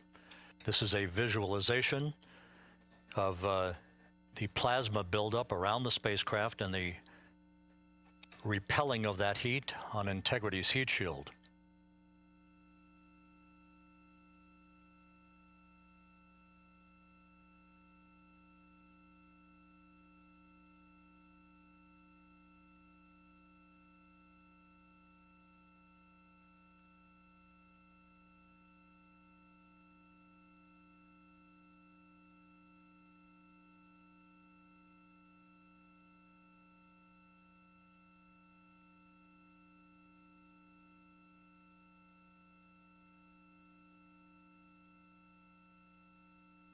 Flight Dynamics reports that airborne assets in the vicinity of the splashdown zone do have a visual on integrity. Still 2 minutes and 40 seconds left in our blackout period. Time to splashdown, 9 minutes, 35 seconds.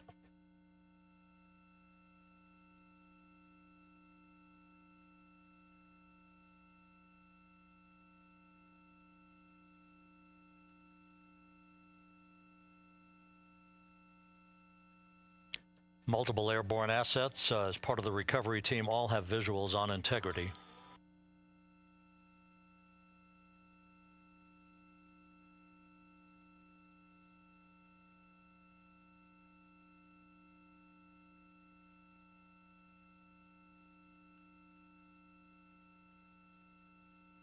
And the WB-57 flying in the splashdown zone also has a visual. And the Navy helos also have visuals.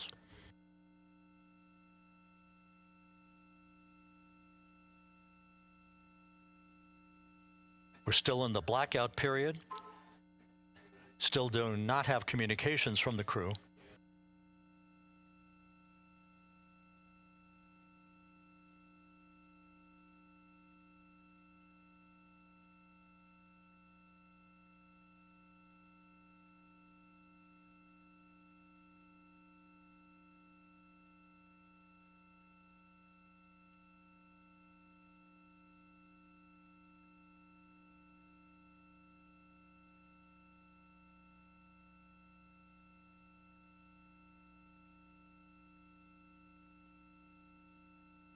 We're standing by for communications from the crew. We should be out of the blackout period less than a minute from now.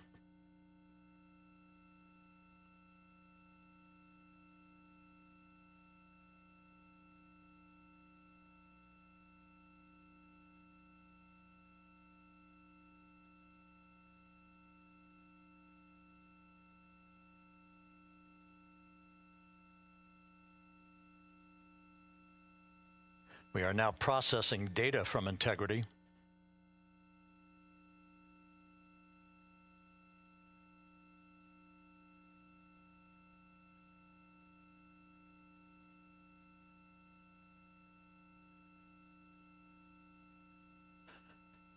Landing and support officer reports the small boats are en route to the splashdown target zone.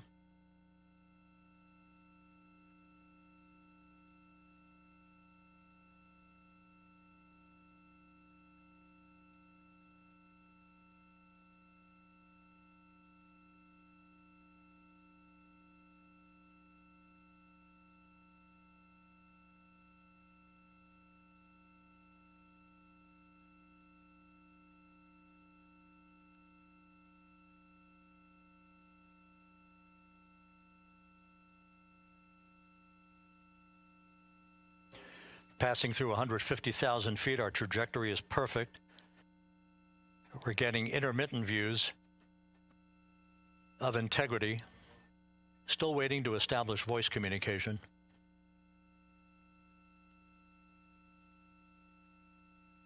Integrity, Houston, comm check, post-blackout. Houston, Integrity, we have you loud and clear. Your trajectory is nominal, and your recovery teams have visual. Guidance looks good. No action for the enabled internal camera controller fail. Big cheers from the viewing room here in Mission Control as voice communication reestablished with Commander Reed Wiseman. For America and a waiting world, Integrity is 5.5 minutes away from coming home.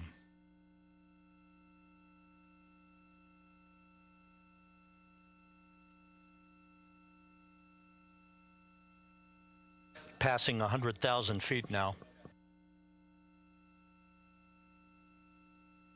Range to splashdown 19 nautical miles.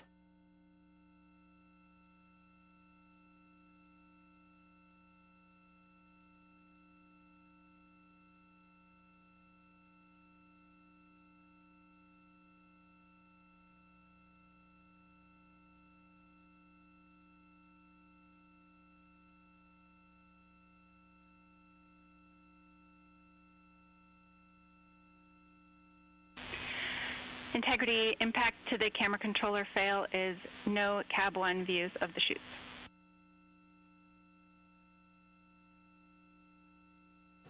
Integrity.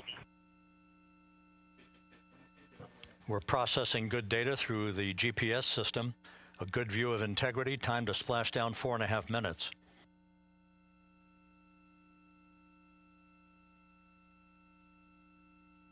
And a view of Integrity from the WB-57. We're at 50,000 feet.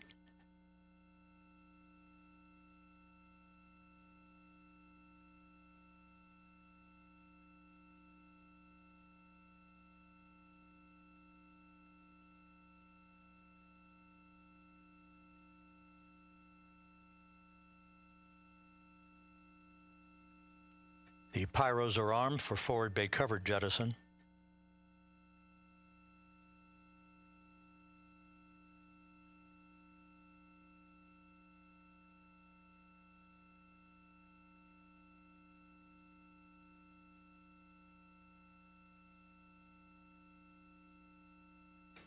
And there go the first series of parachutes, and we're on drogues. And Houston, we're visual 2 drogues out the window. 2 good drogue chutes. Next up. We copy, we see them. Next up, the deployment of pilot parachutes that will pull the main chutes out. Time to splash down 3 minutes and 10 seconds.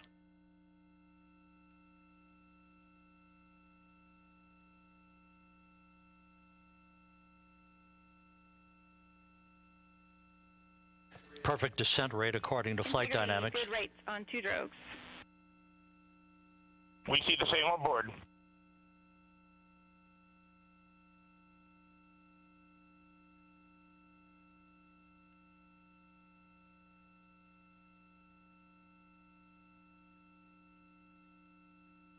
Passing through 10,000 feet, still on drogues.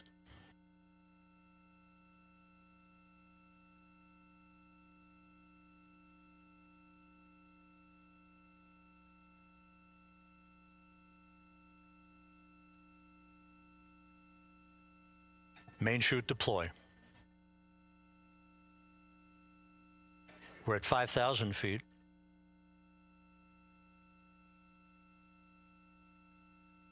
Search and recovery beacon has been activated on integrity. And we have 3 good main chutes. Good 3 main chutes, good reefing, good descent rate. Good rates, and we see 3 good-looking parachutes.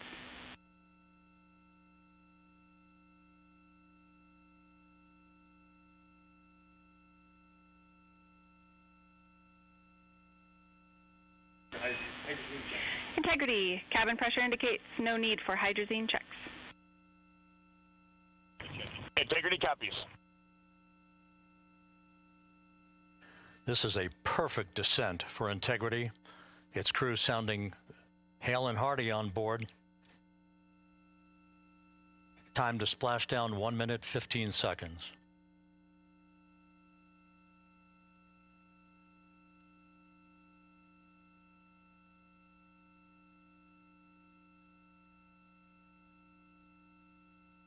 Integrity about to complete a journey spanning 694,481 miles from its launch from the Kennedy Space Center back on April 1st, and a trip around the moon.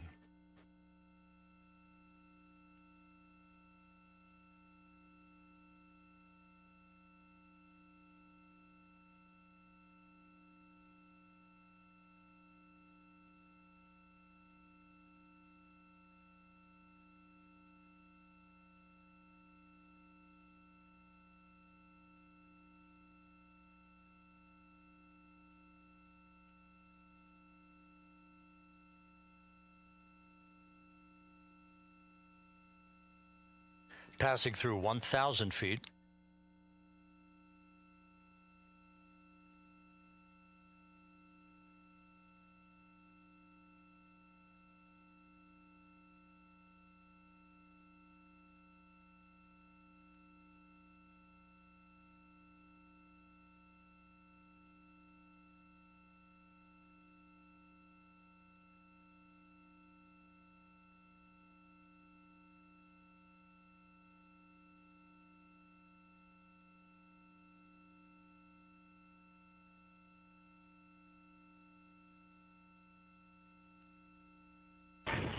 Integrity, splashdown, sending post-landing command now.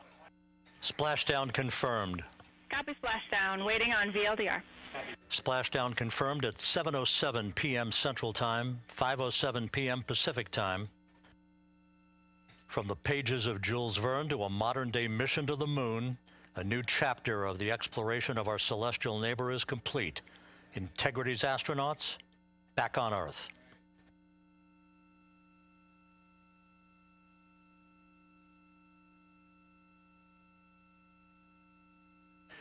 And the landing and support officer reports the vehicle is stable 1. We still will be deploying the crew module uprighting system to maintain that orientation. A perfect bullseye splashdown for Integrity and its 4 astronauts.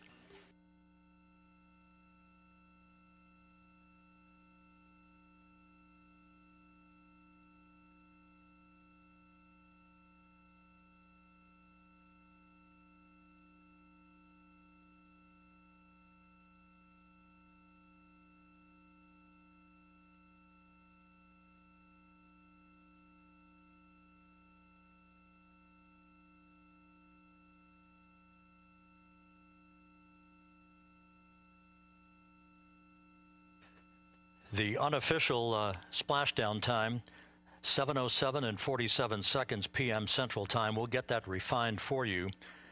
That would put the end of the mission at a mission elapsed time of 9 days, 1 hour, 31 minutes, 35 seconds.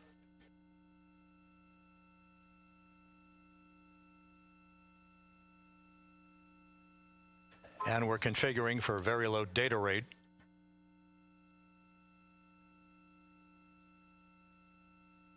Once again, splashdown occurring in the Pacific, southwest of San Diego at 7:07 and 47 seconds p.m. Integrity Houston, comm check on VLDR.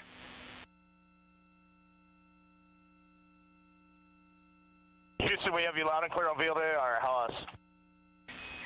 We have you the same. We'll meet you over in post-landing. Perfect communications established. A journey. We are stable 1, 4 green crew members. Houston copies all. Reed Wiseman reporting 4 green crew members. That is not their complexion. That is the fact that they're in great condition. That's what that means. So stable 1, upright. The crew module uprighting system is being deployed. The 5 airbags being inflated through helium to maintain the upright configuration for the vehicle. This was a textbook entry and a textbook touchdown for integrity.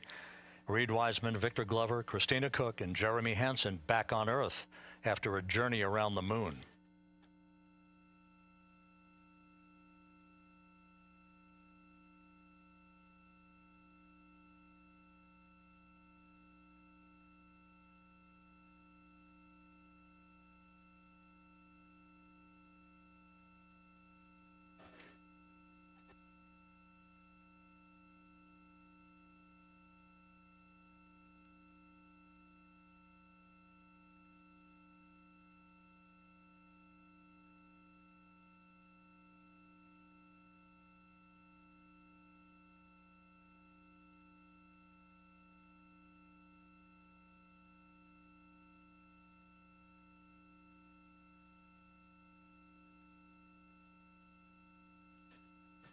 We continue to monitor the functioning of the CMOOS system.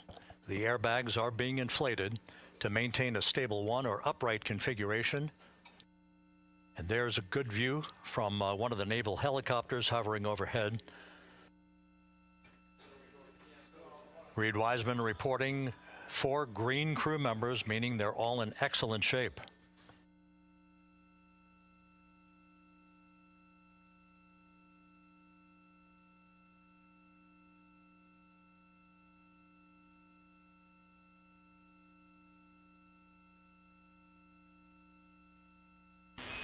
Integrity Houston for SAR beacon and radio.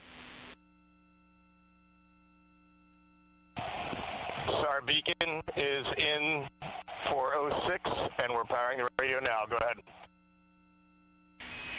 We see the beacon on, however, the recovery team is not seeing the signal. Your SAR radio uses the same antenna, so you may run into trouble with the radio. Okay, copy. And we are also powering up the sat phone now.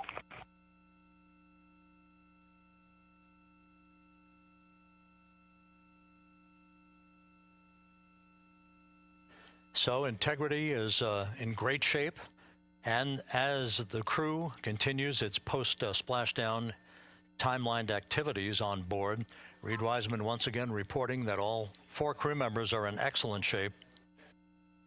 And we have 5 inflated airbags to maintain an upright configuration so that the recovery team can now begin a slow approach to the vehicle. Meanwhile, here in the flight control room, Entry Flight Director Rick Henfling is polling his team of flight controllers for the start of powering down the vehicle after a thorough systems check. We have no toxic gases to be concerned about, so the recovery personnel can approach the vehicle, but not until we have powered down the spacecraft. That's expected to take a few more minutes.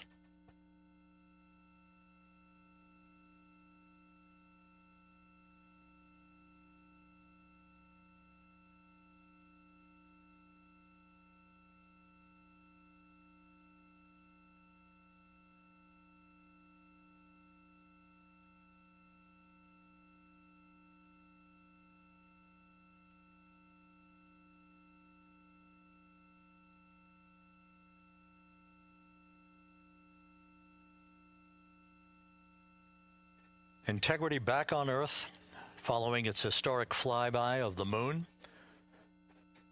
It was, for all intents and purposes, a textbook mission. On 28, but I'll remain on this frequency.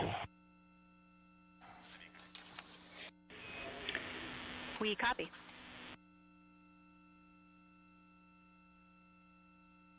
Reed Wiseman indicating some trouble with the SARSAT phone on board, but that's not an issue. What is more important is that the vehicle is solid. No issues as we begin the power down of the vehicle to begin the recovery process.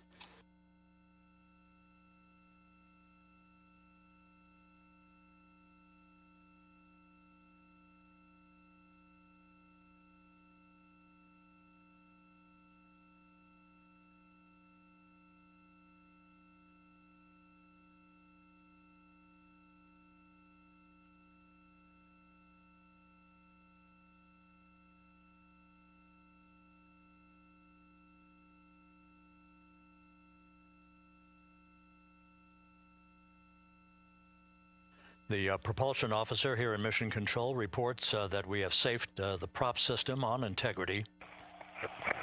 Can you say again? That was very weak and broken.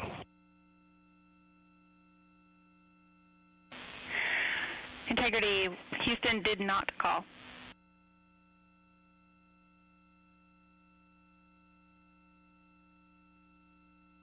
Copy that, Houston. It might have been on the SAR radio. Stand by.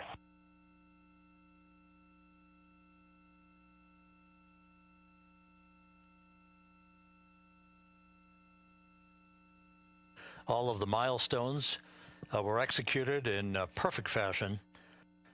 Integrity entering the Earth's atmosphere right on time,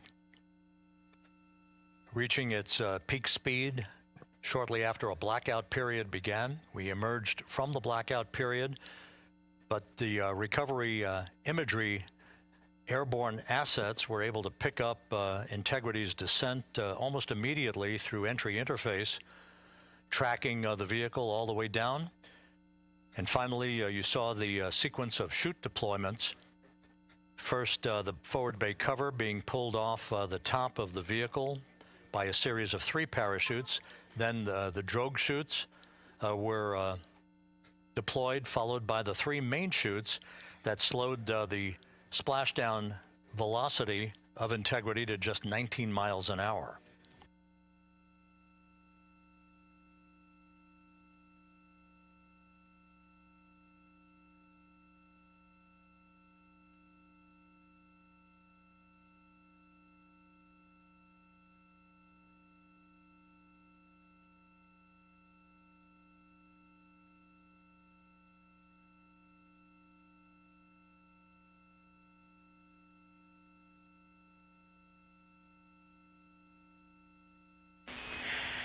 Integrity, Houston, with no joy on SAR and SAT phone, we'd like you to command an additional 15 minutes for a total of 30-minute power down delay.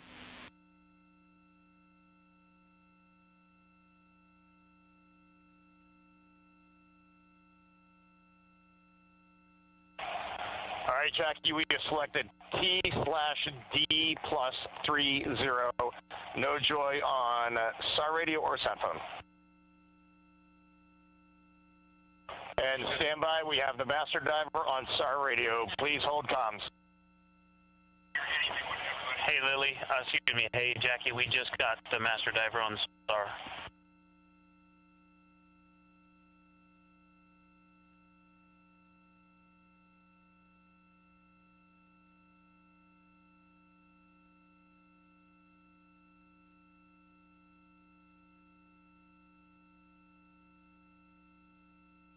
A good view of one of the fast boats. Integrity, Houston, if you are happy with your comm with master diver, you can go back to the 15-minute power down. Okay, stand by. Yeah, we'll confirm here in a second. The crew on board Integrity coordinating with the flight control team in Houston here in Mission Control on the timing of the power down of the vehicle, which will be the precursor to the recovery teams approaching the spacecraft. There are no issues with integrity. We've had a bit of broken capability in establishing a SARSAT, or satellite phone communications capability, between the crew on board Integrity and the recovery team. That will get sorted out here shortly. There's plenty of cooling on board Integrity, so there's no rush to begin the power down. I tried to call you on the sat phone and not getting an answer there either. Concur. We haven't had anything come through.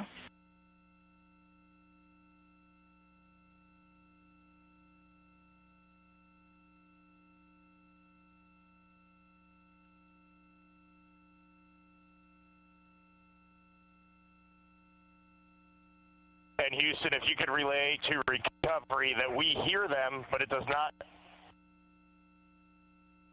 appear as though they are hearing us.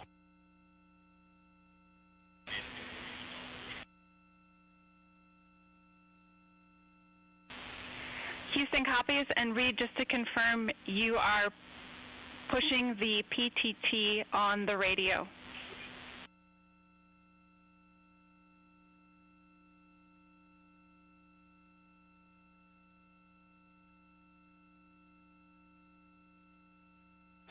So as we continue to sort out the communications between Integrity and the recovery teams, we are standing by for the initiation of the power down procedures that, as you see, the recovery teams are moving towards the side of the capsule. The next major event will be the erection of that large inflatable raft called the front porch. That will be the port of call for the crew as they're being extracted one by one from the vehicle.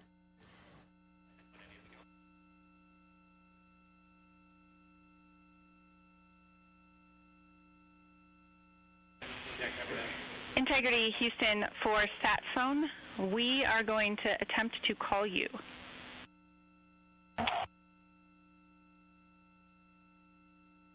Good idea, standing by. And Jackie, yes, we are pushing the push to talk, the two buttons on the left side of the radio below the up-down arrows. We are utilizing them. I'm rebooting the radio to see if we get good comms. Okay, we copy all, and just to confirm, you are seeing that you are touchdown plus 3030 for power, correct? That's affirmative.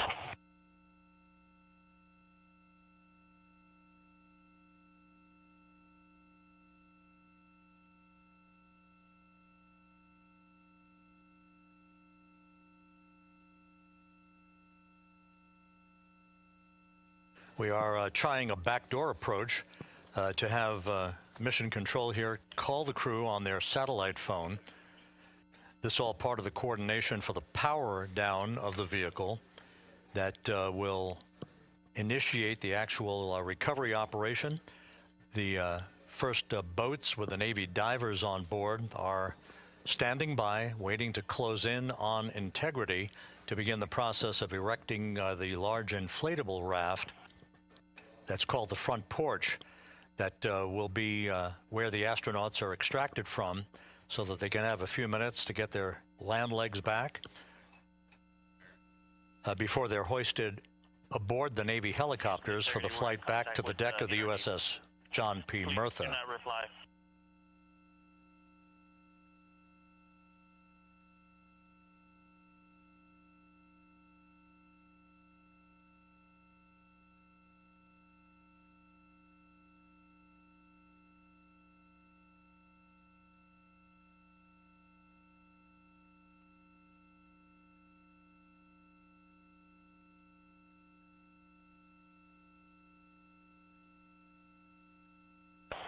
And Houston, please don't reply. NRD, very weak,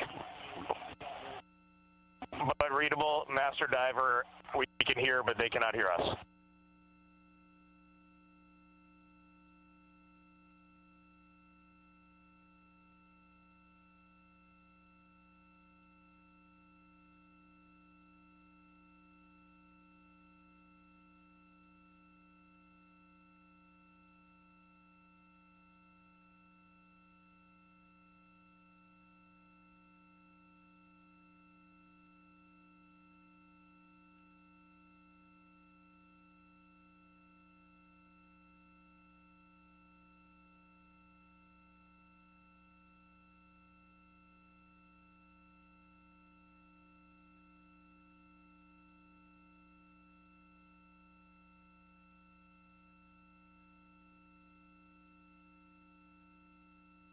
Orion, Houston on OE1. Is there any chance to tie us into NRD?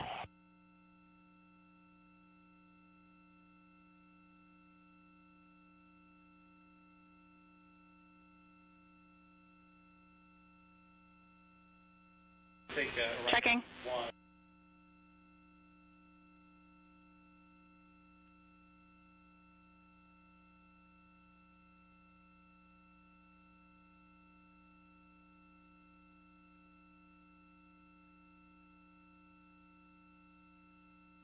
This is Mission Control Houston. While we stand by for the establishment of communications between Integrity and the recovery team that is basically standing by very close to the spacecraft, we're going to go to the deck of the USS John P. Murtha, where Megan Cruz is standing by with Administrator Jared Isaacman.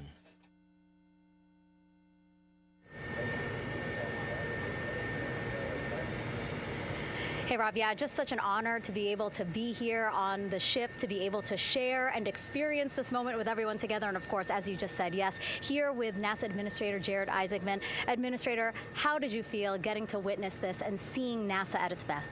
Oh, I mean, I'm honestly, I'm still at a loss for words. I mean, you know, like the childhood Jared right now can't believe what I just saw. I mean, almost been waiting my whole lifetime to see this, and then it's NASA Administrator. I just couldn't be more proud of the entire workforce, the years, the effort, the late nights, all the hard work from across the country that contributed to this incredible moment right now. And yeah, incredibly grateful too for our teams here on the John P. Murtha right now. Yeah, look at them behind us here. We got everybody. Hey, what do you guys think? We just brought some astronauts back from the moon, huh? Unbelievable. Thank you. Yeah, so grateful to the Navy, the sailors that are here, the NASA teams. I mean, this is a joint effort that's on their way right now. These recovery forces are getting out to our Orion spacecraft, to Integrity, get our astronauts back on the ship safely. Yeah, and this is not just an accomplishment for NASA. This is an accomplishment for humanity. Again, a historic mission to the moon and back. How does this make you feel, and what do you hope people take away from this? Well, I'll tell you, you know, I think about the crew members that we've all had an opportunity to observe over the last 10 days, right? I mean, they're absolutely professional astronauts. I mean, wonderful communicators, almost poets. But then I think these were the ambassadors from humanity to the stars that we sent out there right now. And I can't imagine a better crew than the Artemis II crew that just completed a perfect mission right now. So yes, it's a huge moment for everybody, right? I mean, we are back in the business of sending astronauts to the moon, bringing them back safely, and to set up for a series more. I mean, this is not a once in a lifetime, which you hear sometimes around here. It's like, this was a once in a lifetime. No, it's not. This is just the beginning. We are going to get back into doing this with frequency, sending missions to the moon until we land on it in 2028 and start building our base. Yeah, are we going to build on the momentum for Artemis III? I mean, it's just around the corner.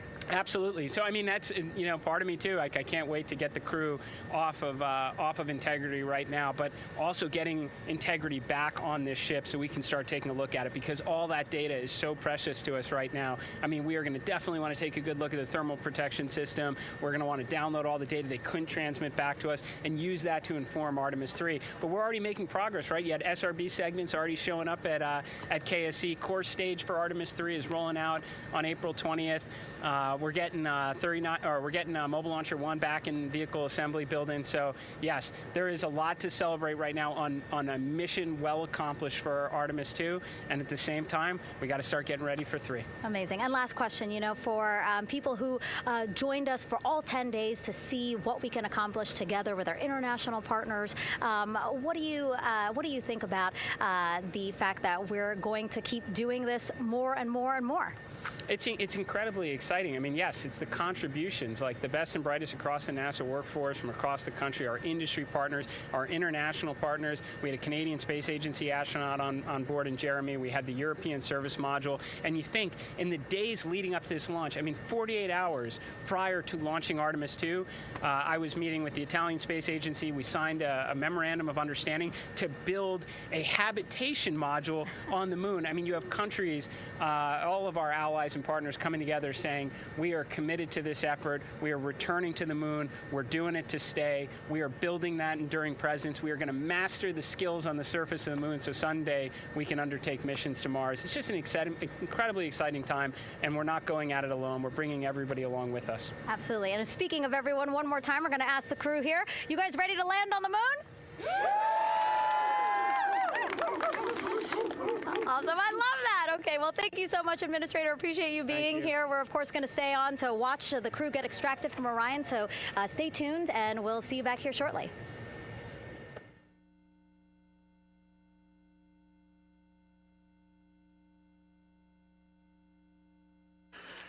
Thank you, Megan, and thank you, Administrator Isaacman. We are in the process of working to establish that communications link and to establish the procedures that will lead to the power down of the spacecraft, which is gently bobbing in the Pacific following a bullseye touchdown that occurred at 7:07 p.m. Central Time, 5:07 p.m. Pacific Time, 2.5 hours before sunset in the Pacific, southwest of San Diego. We have once again heard from the crew during that interview opportunity with the administrator, and we have 4 healthy crew members on board.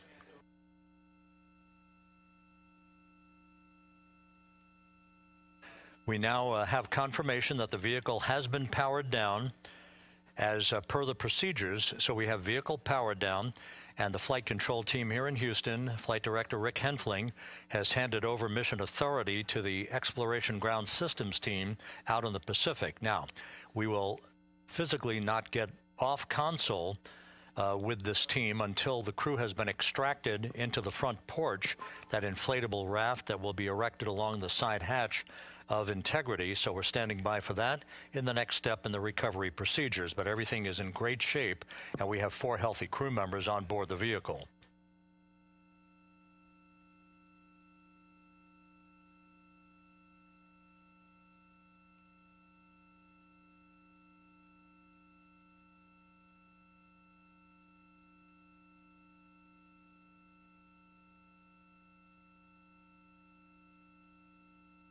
All of the entry events went by the book, no issues, perfect trajectory for Integrity that was culminated with one final raise burn to improve the angle of attack for the vehicle as it entered the Earth's atmosphere. All of that flight dynamics computation worked like a charm.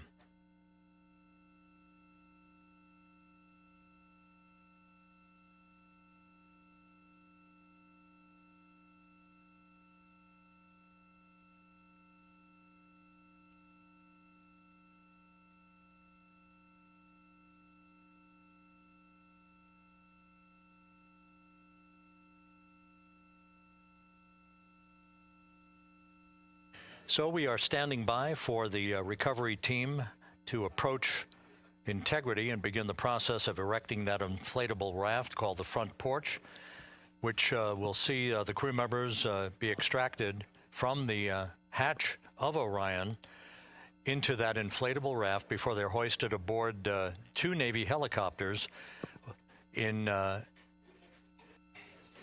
variety of different configurations. Each crew member will be hoisted in sequential fashion, in alternating fashion, 2 crew members for each helicopter before they turn around to head back to the John P. Murtha. Once on the deck of the ship, they'll be brought into medical bay for comprehensive medical exams. But Reed Wiseman has reported several times that the crew is in excellent shape.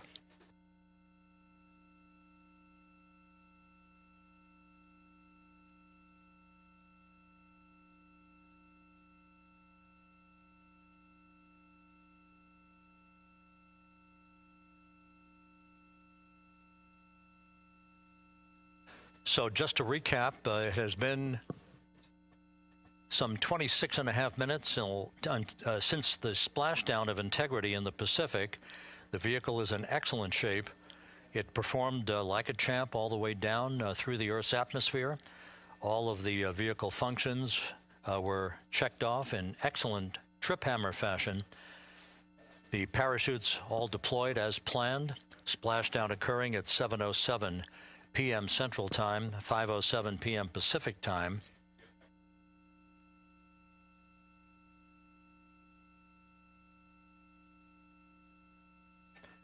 And after a bit of a tussle to try to establish a communications link with the recovery team, we were finally able to run through the procedures for the powering down of the vehicle. We've handed over mission authority to the Exploration Ground Systems folks out in the Pacific, and the recovery team will be approaching the vehicle shortly to erect the inflatable raft called the front porch before opening the hatch to integrity to bring the crew members onto that raft before they're hoisted onto two Navy helicopters, two crew members for each helicopter, before they're flown back to the deck of the USS John P. Murtha.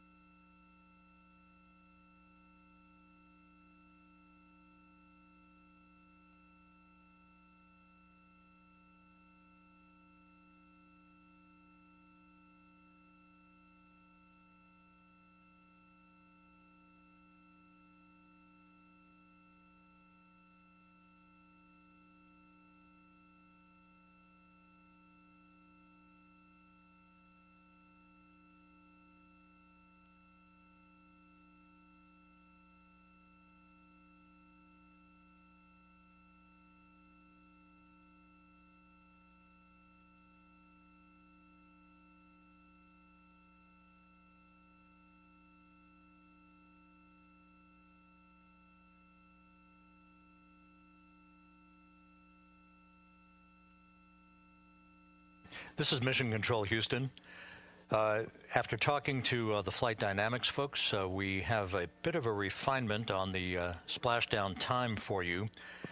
Their computation shows a splashdown time of 7:07 and 27 seconds p.m. Central Time, 7:07 and 27 seconds p.m. Central Time.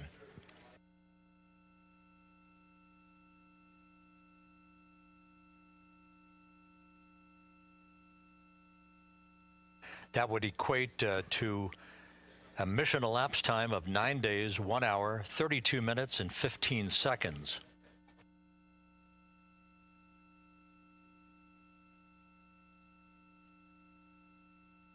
Once again, from Flight Dynamics, a splashdown time of 7:07 and 27 seconds p.m. Central Time.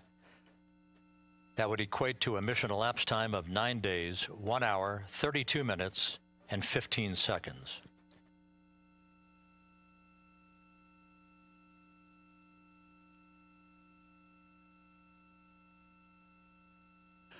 Reports from the Pacific indicate that the recovery team, in communications with the crew aboard Integrity, that the crew remains in excellent shape as they await the approach of the team for a final hazard gas evaluation before they move to the side of the vehicle to erect the inflatable life raft called the front porch.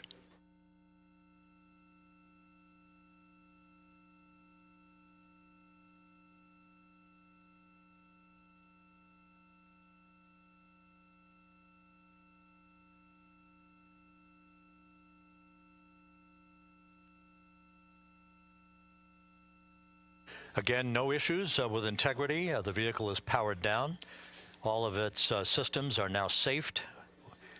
We have handed over mission authority to the Exploration Ground Systems folks in the Pacific, but we will not stand down and have the entry flight control team depart its positions until that inflatable raft, the front porch, is erected, the hatch open, and the crew having exited the vehicle. So that's the next step in the recovery process that will lead to the hoisting of the crew members. For 2 crew members for each helicopter, they'll be hoisted to a pair of Navy helicopters that will then fly a short distance back to the USS John P. Murtha. What you're looking at is one of the fast boats circling the vehicle to make a hazard assessment.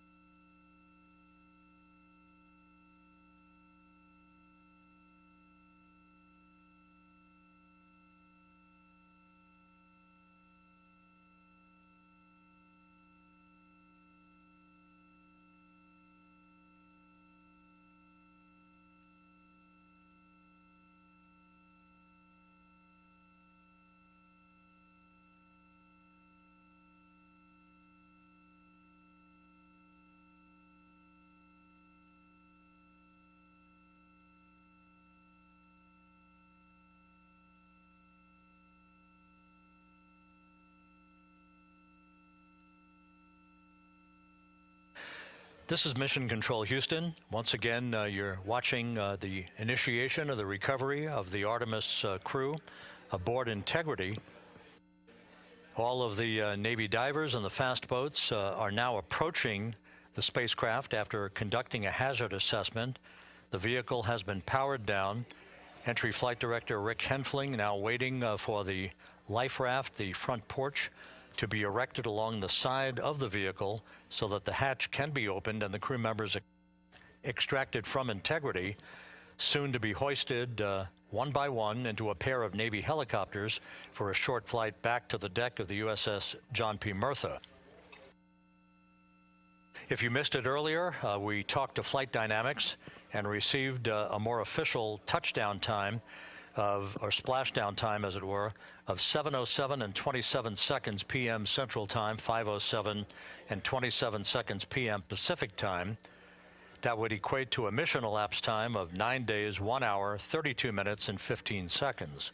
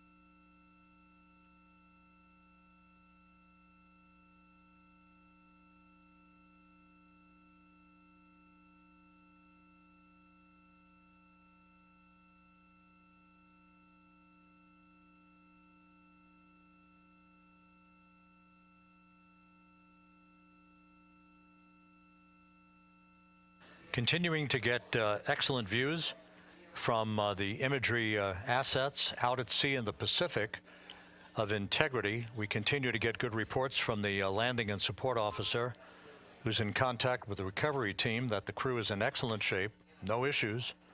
They're just currently biding their time, waiting for the front porch to be erected. We have no hazardous hazard gases and no hazardous situation with the vehicle. It performed perfectly all the way down from entry interface to its splashdown in the Pacific at 7:07 and 27 seconds p.m. Central Time.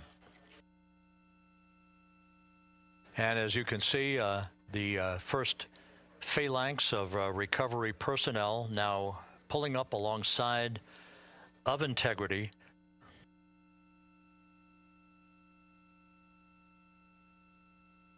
This includes Navy divers and Navy flight surgeon and other recovery personnel who have trained for several years for this recovery process.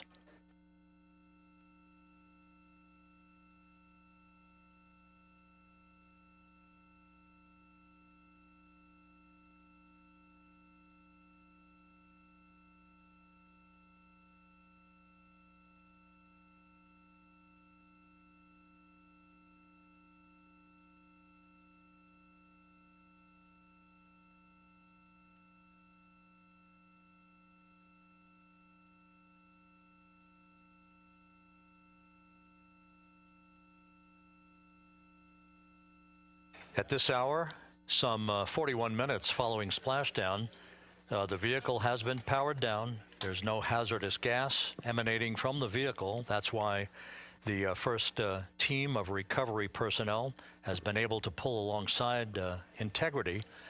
And the reports continue to come in that the 4 astronauts are in excellent shape.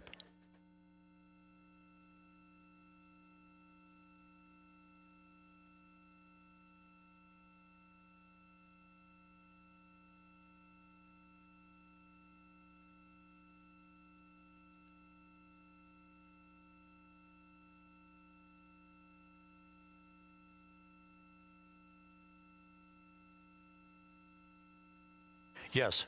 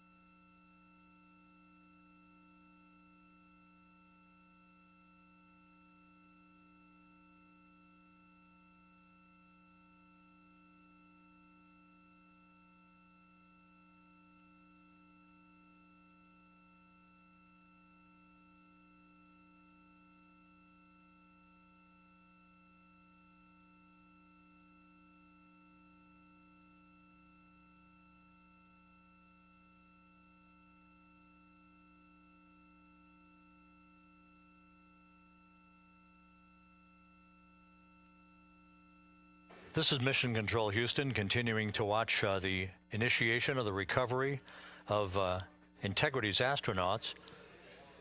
One by one, they'll be brought out of the spacecraft onto a large inflatable raft just a short time from now. In the meantime, we can go back to the USS John P. Murtha, where my colleague Megan Cruz is standing by to provide her situation report. Megan, can you hear us?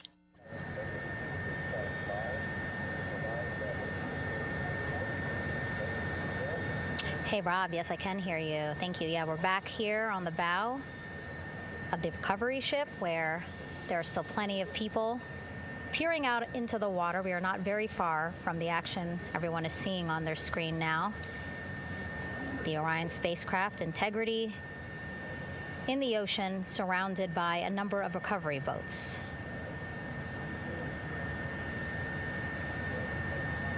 As Rob has been saying, in those recovery boats, NASA and Navy personnel specifically trained to get the astronauts out of Orion.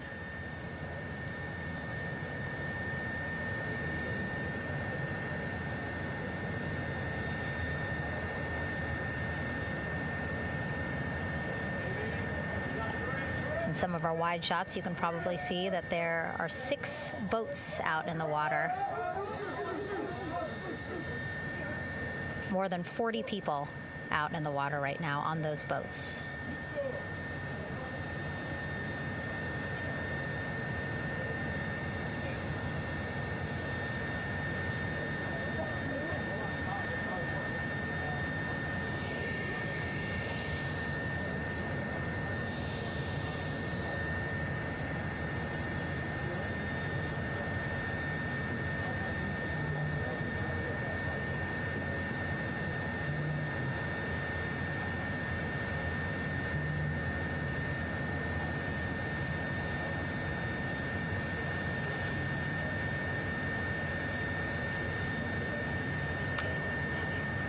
First order of business is to set up the front porch and the stabilization collar.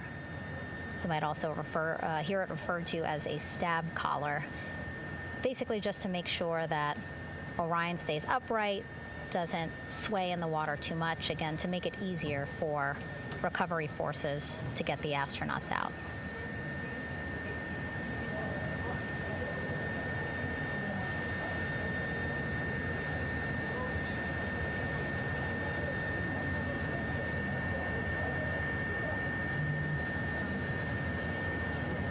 Again, we splashed down in the Pacific Ocean just after 5 p.m. Pacific time here. It's a requirement by NASA to be able to get the crew out of Orion within 2 hours of splashdown.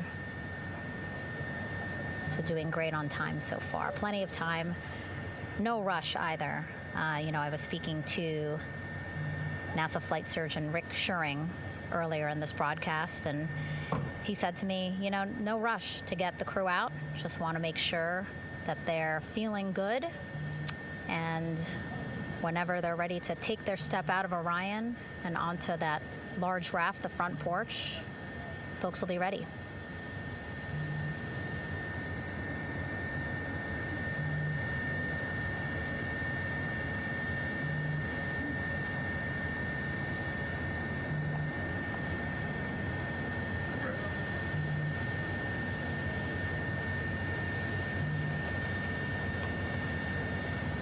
And as there are mission audio loops in Mission Control in Houston, there is a mission audio loop here on the ship, and it was just reported out that the side hatch is open. Side hatch of integrity is open. You're getting these beautiful shots from our aerial assets. The ship itself, where I'm on, just 3,000 yards away. Again, plenty of people on the boat here, glued to the side closest to where they can see all this action. And again, with just 3,000 yards separating us, great views from the bow here. You can see now that side hatch is open. One of the Navy personnel is about to get inside there.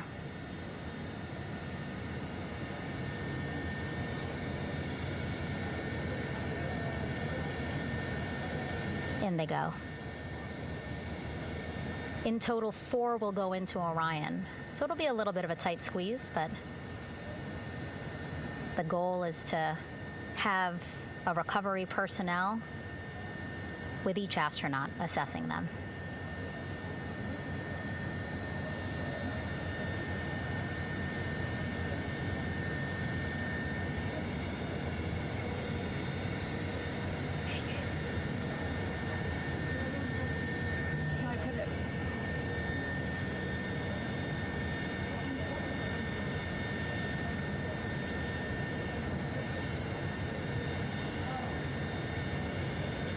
Boats getting closer now. Again, that one that's right up against Orion, those are the divers that will go in to the spacecraft to check on each of the astronauts. These other boats will begin doing a number of things, putting on that stabilization collar onto Orion, building that front porch. Eventually, they will retrieve the parachutes, as well as tow Orion back to the well deck of the recovery ship here.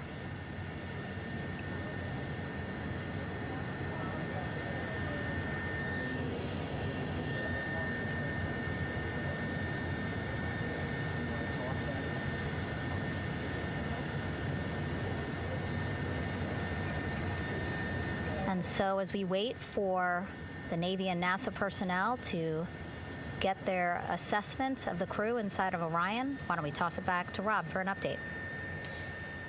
Yeah, thank you, Megan. Here in Mission Control, Flight Director Rick Henfling and the entry team of flight controllers still on duty. The vehicle has been powered down for some time now.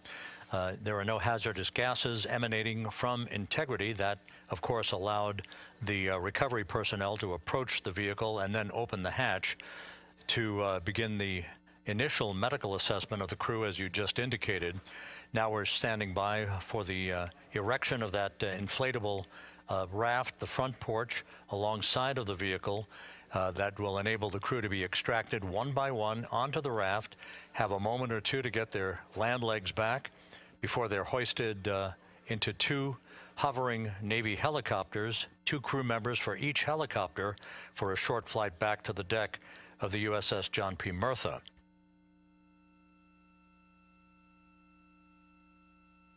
All of Integrity's systems operated flawlessly throughout the course of the approach to the Earth, the entry into the Earth's atmosphere, and all of the key milestones that followed in this high-speed return to Earth for integrity. A mission that spanned more than 694,000 miles from the vehicle's launch from the Kennedy Space Center atop the Space Launch System back on April 1st.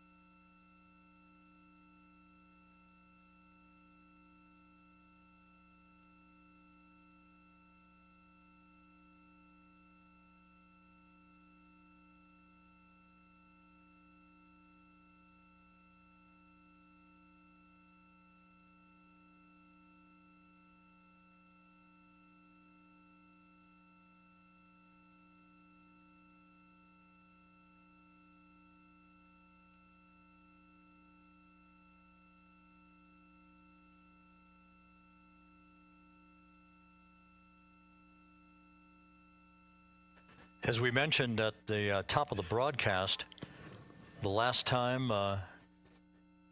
that the Apollo program saw a splashdown in the Pacific was Apollo 17 back on December 19th, 1972.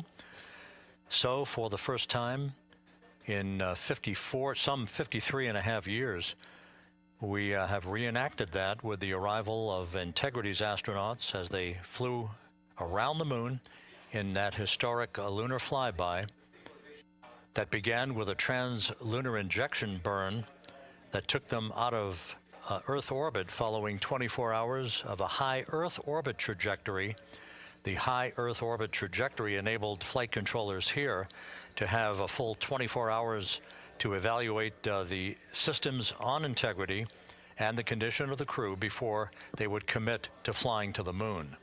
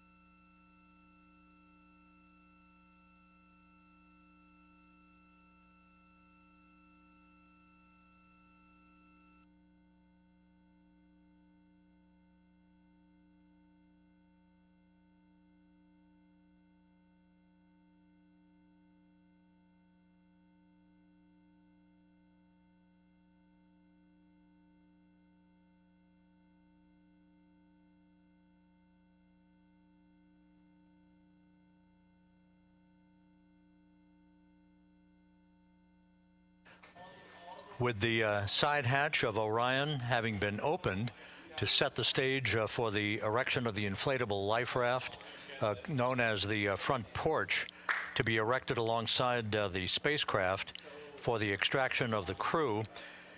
Let's play for you an interview that my colleague Megan Cruz conducted on the USS John P. Murtha with Navy diver First Class David McMahon that explains how this process is unfolding. Okay, Davey, so you and some of your team, one last look over of the stabilization collar, correct? Yes, ma'am. Okay, so what is this stabilization collar? This is what's going to stabilize the capsule out there in the ocean. We don't know how good the weather or the waves will be that day, so this will help prevent any unnecessary occurrences from happening, stabilizing the capsule and the astronauts inside. So basically this is a float that will go around Orion. I'm assuming that what they're doing right now, these are the lines that will attach the collar onto Orion? That is correct. And so what are they doing here? So we've got the lower line that will secure the inflation device before we inflate it. That gives us the go-ahead that it's secure in its space, and then we'll inflate it. And then once that is done, we'll undo all the carabiners and get this orange line on top tied in the same fashion. And then this will be secured to the capsule, and the astronauts can safely take their first steps out of the capsule onto the front porch. Okay, and how long will it take them to set up the stabilization collar? We should definitely be able to handle this in under 10 minutes. Okay, wow. And then you just mentioned the front porch. So basically after they set up the stabilization collar, then they set up what's called the front porch here. That's correct. Okay, and what's the front porch? Front porch is basically a bigger waiting room for the astronauts to sit in while we wait for the helicopters to show up and grab them. Okay, so the medical team that was inside with the crew, they're going to help them out and onto the front porch? That is correct. And then what happens here? We have higher trained medical personnel also on board the front porch that will give them lookovers and just make sure they're okay while we wait for the helicopters to show up. Okay. How does it feel, I mean, your team, you, to be part of a mission that's returning astronauts from the moon in more than 50 years? We all feel extremely honored to be a part of this, as well as a bigger mission for the Navy and joining up with NASA to do great things. Mm-hmm. And do you feel like you and your team are ready? Yes, very ready. Cool. All right, thank you so much. Thank you.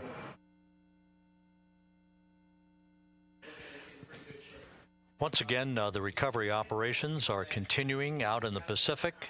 We shortly should see that life raft, the front porch, erected alongside the side hatch of the vehicle.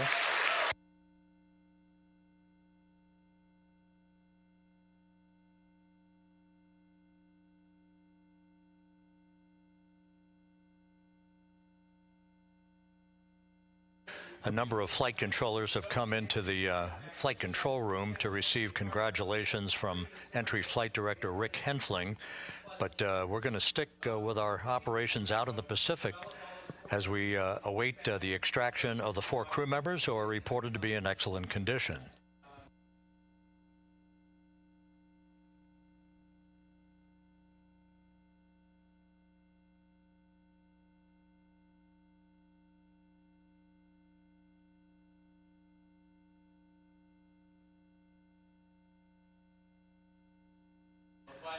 Again, while we stand by for that front porch to be erected alongside of the side hatch of the vehicle, let's go back to the USS John P. Murtha and Megan Cruz. Megan?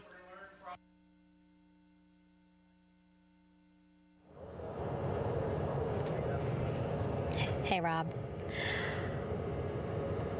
Pausing now to listen to some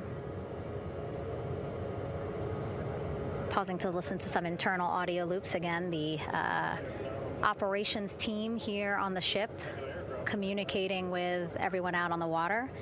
It seems like currents are hindering them a little bit from unfurling and inflating the stabilization collar as well as the front porch. But again, the requirement to get the crew out within 2 hours of splashdown, plenty of time. So no concerns just yet. But as calm as the water looks, yeah, it looks like it's hindering the teams just a tad.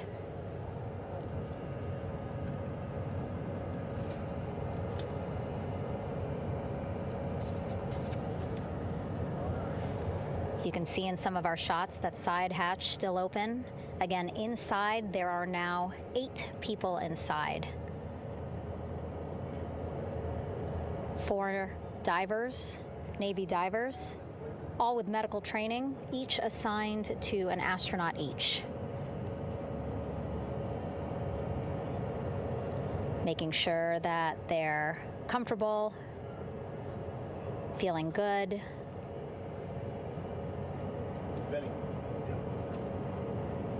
As you've heard us say in the broadcast, you know, they expect a little bit of discomfort. Again, these astronauts just traveled back to Earth at 25,000 miles an hour, a nearly 695,000 mile journey around the moon. If you think you get car sick.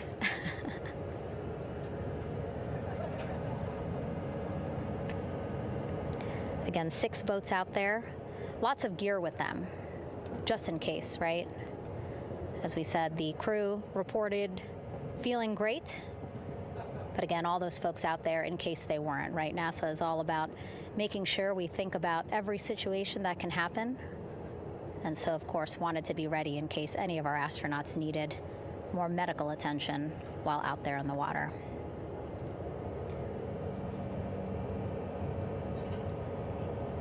You see now teams, again, trying to set up the stabilization collar and front porch for the crew to get out of Orion. They need both, right? The stabilization collar will keep Orion from swaying as you see it is doing now.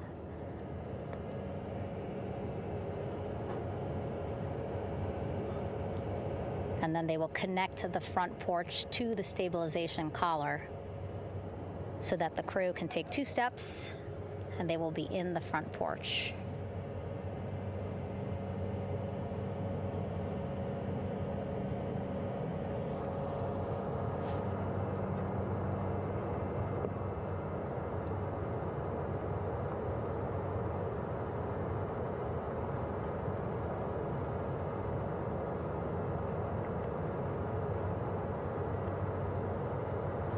Not a lot of chatter on the mission audio loops. That's a good thing. Again, things proceeding pretty nominally, even if they're fighting some currents out there on the Pacific Ocean.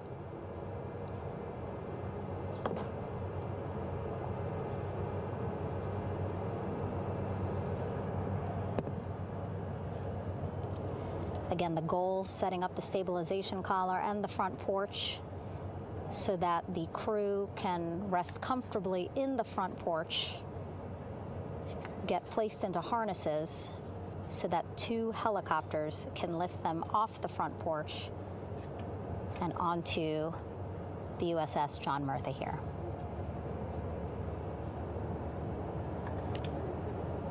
The helicopters are going to take turns picking up an astronaut. So again, Helo 1 and Helo 2.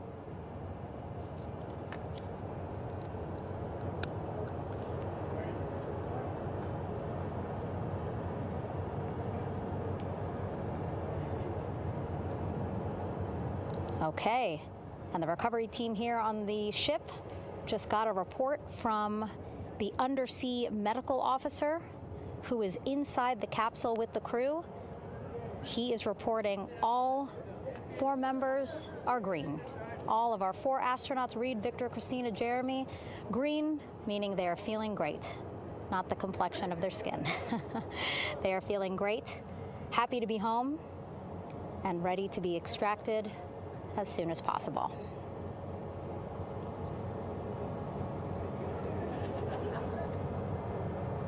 And so, as I was saying, we have 2 helicopters circling the activity you're seeing on the water right now. Each will take turns picking up an astronaut. So Helo 1 will come on in, hover above the front porch, about 40 feet above the front porch. A Navy recovery specialist will be hoisted down into the front porch. The restricted maneuvering doctrine is in effect. We'll connect to the first astronaut, which we're expecting to be Christina. And then Helo 2 comes around, picks up Jeremy, while Helo 1 stays above head, and then Helo 1 will come back in for another astronaut, and then Helo 2 for the last astronaut, and then back to the flight deck here on the recovery ship.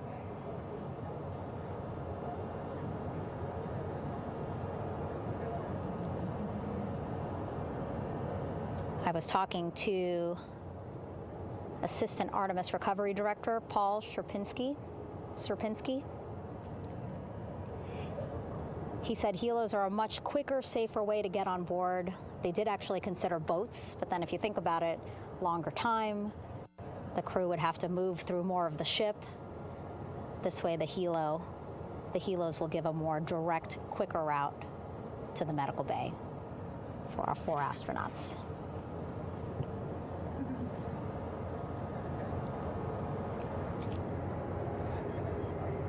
Beautiful shots from our aerial and imagery teams.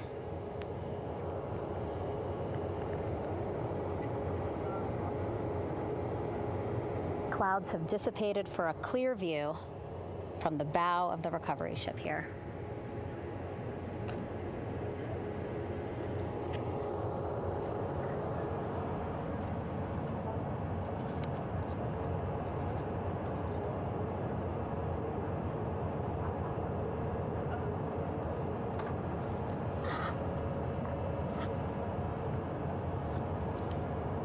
You can still see divers in the water there.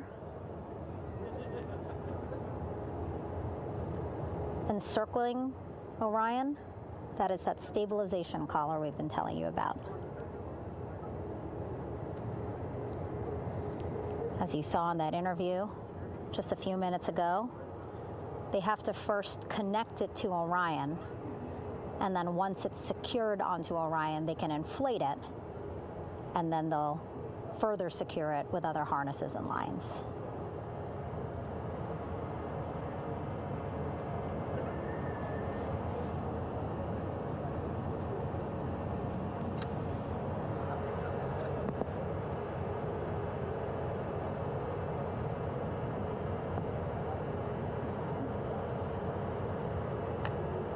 About an hour and 10 minutes since splashdown in the Pacific Ocean here.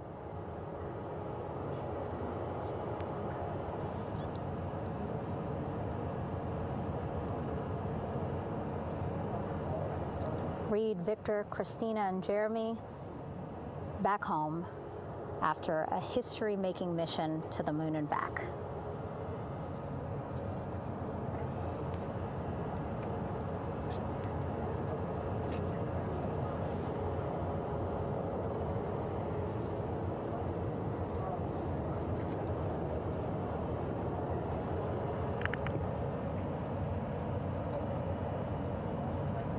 If you missed what we said just a couple of minutes ago, the undersea medical officer inside with the crew in Orion, reporting all 4 crew members feeling great.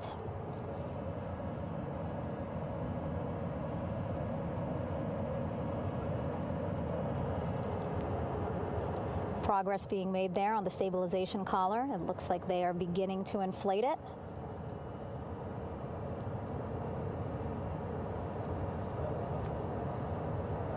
And it looks like they're starting to unfold the front porch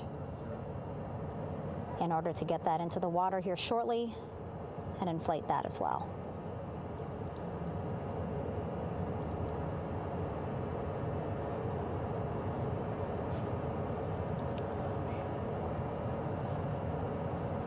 Again, more than 40 people out in the water right now.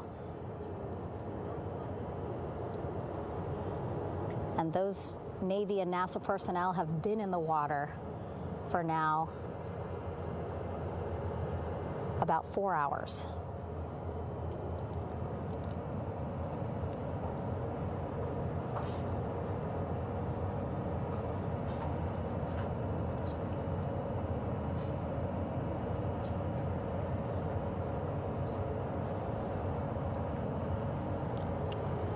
The reason why they had to get out so early is just to stage everything. And actually here on the ship, when there are flight operations happening, you can't have anything else, right? Just because the flight deck can be a dangerous place, so they just want to focus on planes coming and going from the ship, so that's why they wanted to get the boats in the water to make sure that they have all the time they needed for the flight ops. And then the same crew here out in the water, they will stay out in the water for a number of hours after we recover the crew and get them back on the ship, because then they have to recover Orion.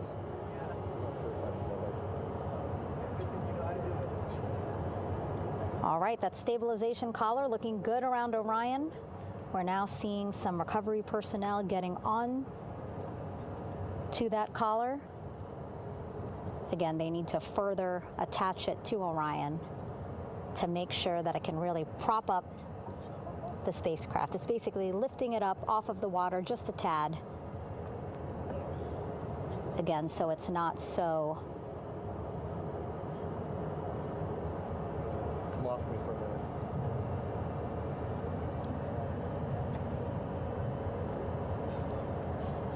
so it doesn't sway so much in the water there.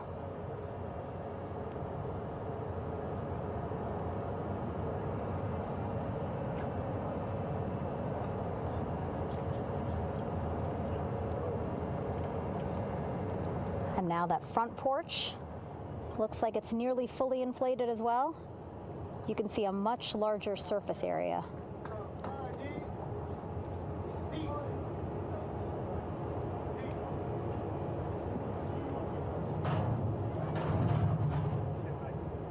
And so once the crew get out of Orion, they can stretch their legs a little bit on this front porch, get some fresh air.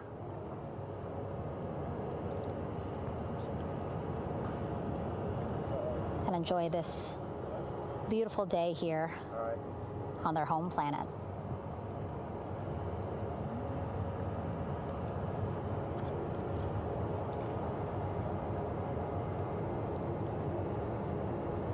It appears teams now are about to connect the front porch to the stabilization collar.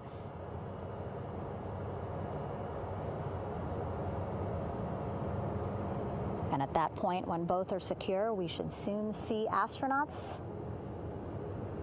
come out of Orion.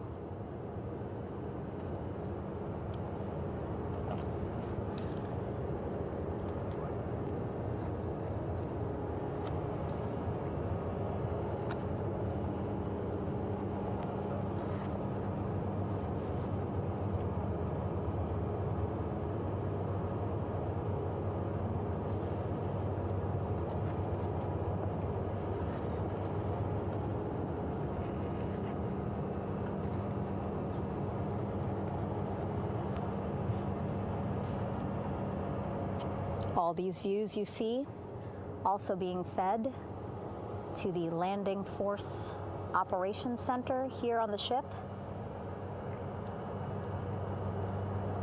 Of course, it is very important for our recovery teams leading the mission to have all the views that you're seeing as well. Again, listening to their communication loop here on the ship. Very quiet, which is a good thing. It means things are going pretty nominally, meaning as expected.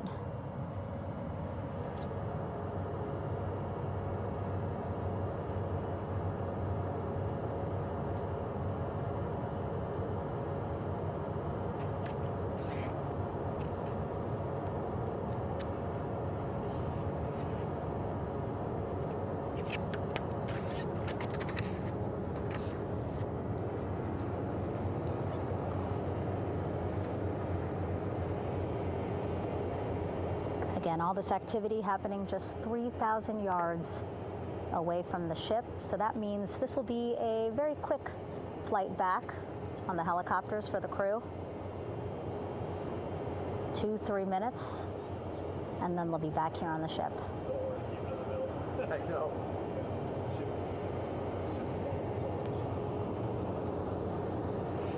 Okay, saw a thumbs up from one of the personnel on the front porch. It looks like they are now getting ready to deploy what they call the Air Rescue Vest, ARV. And so this is the harness that each crew member will get into in order to be hoisted into the helicopters. Again, those helicopters hovering just about 40 feet above the front porch when they're ready to pick up each crew member.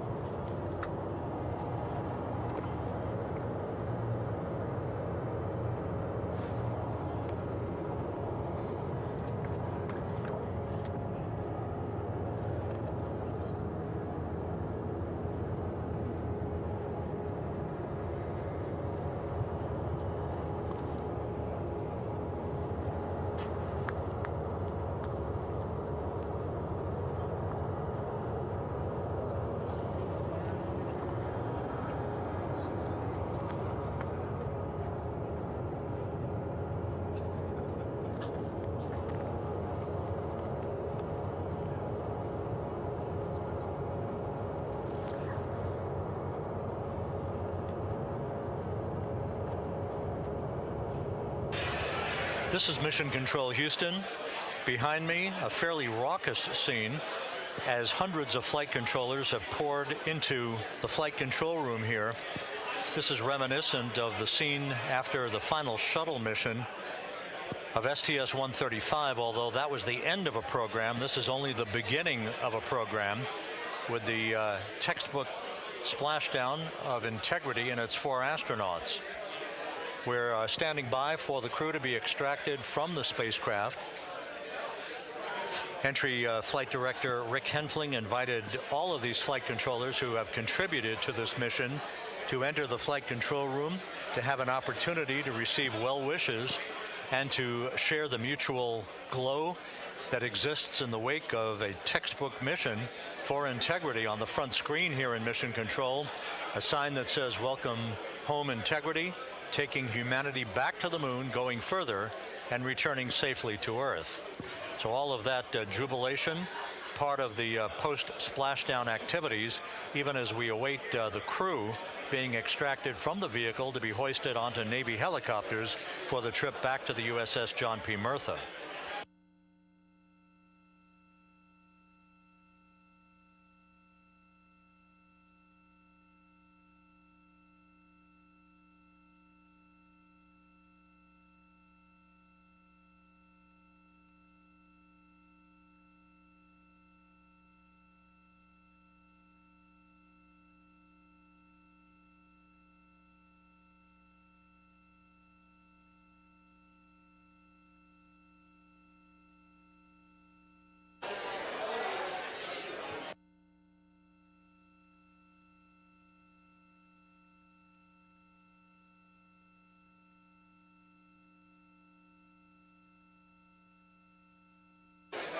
Once again here in Mission Control, this view of the Artemis Flight Control Room, known as the White Flight Control Room. This is the old shuttle flight control room, and now is the home of Artemis missions to the moon and beyond. Once again, quite a few flight controllers were invited in by Entry Flight Director Rick Henfling to share in the jubilation following the successful splashdown of Integrity. That splashdown occurring an hour and 22 minutes ago, as we stand by for the completion of the extraction of the crew, and ultimately they're hoisting onto Navy helicopters for a short flight back to the USS John P. Murtha. Splashdown occurred at 7:07 and 27 seconds p.m. Central Time. I had an opportunity to talk to the head of flight dynamics, Jeff Birch, a moment or two ago. He said the trajectory of Integrity coming through the Earth's atmosphere was so precise, they've never seen anything line up on a ground track like today's entry by Integrity for its splashdown southwest of San Diego.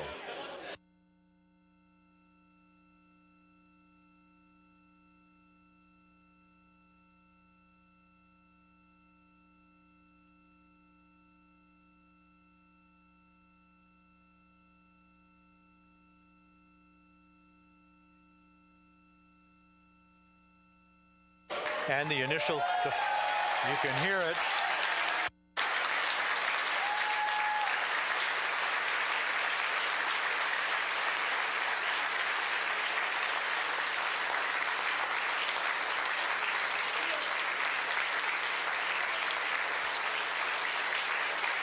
Jubilation here in the flight control room. The first crew member is out of Integrity.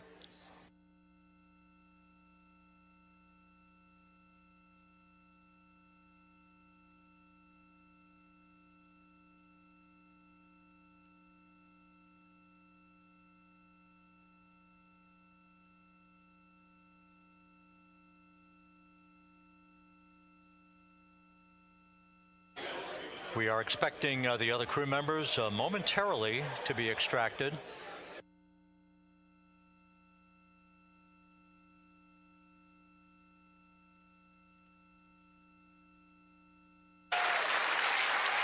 We now have 2 crew members out.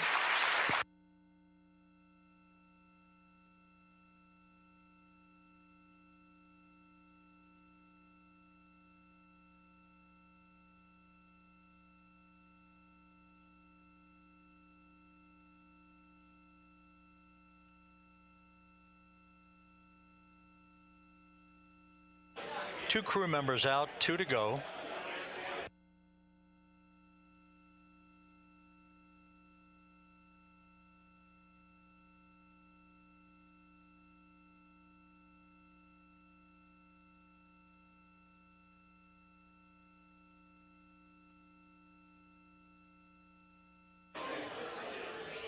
We're about 1 hour from sunset out in the Pacific. Everything continues to go well.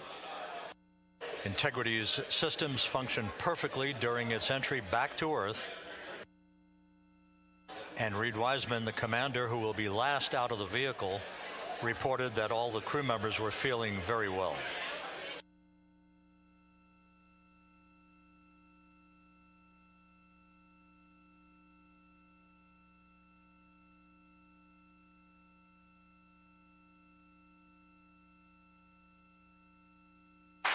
Crew member number 3 now out.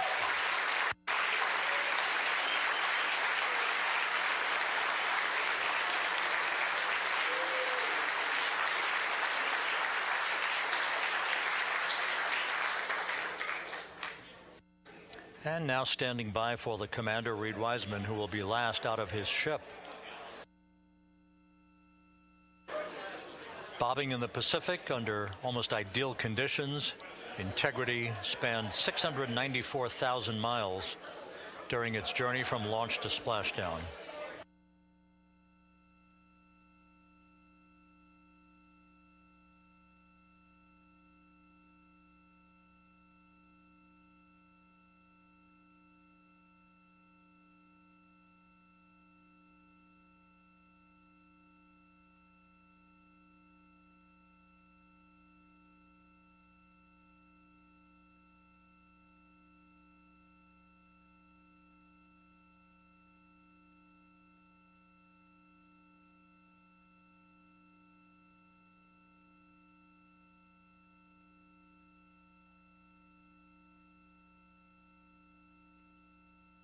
And we now have Reed Wiseman out of the vehicle, all 4 crew members now out of Integrity.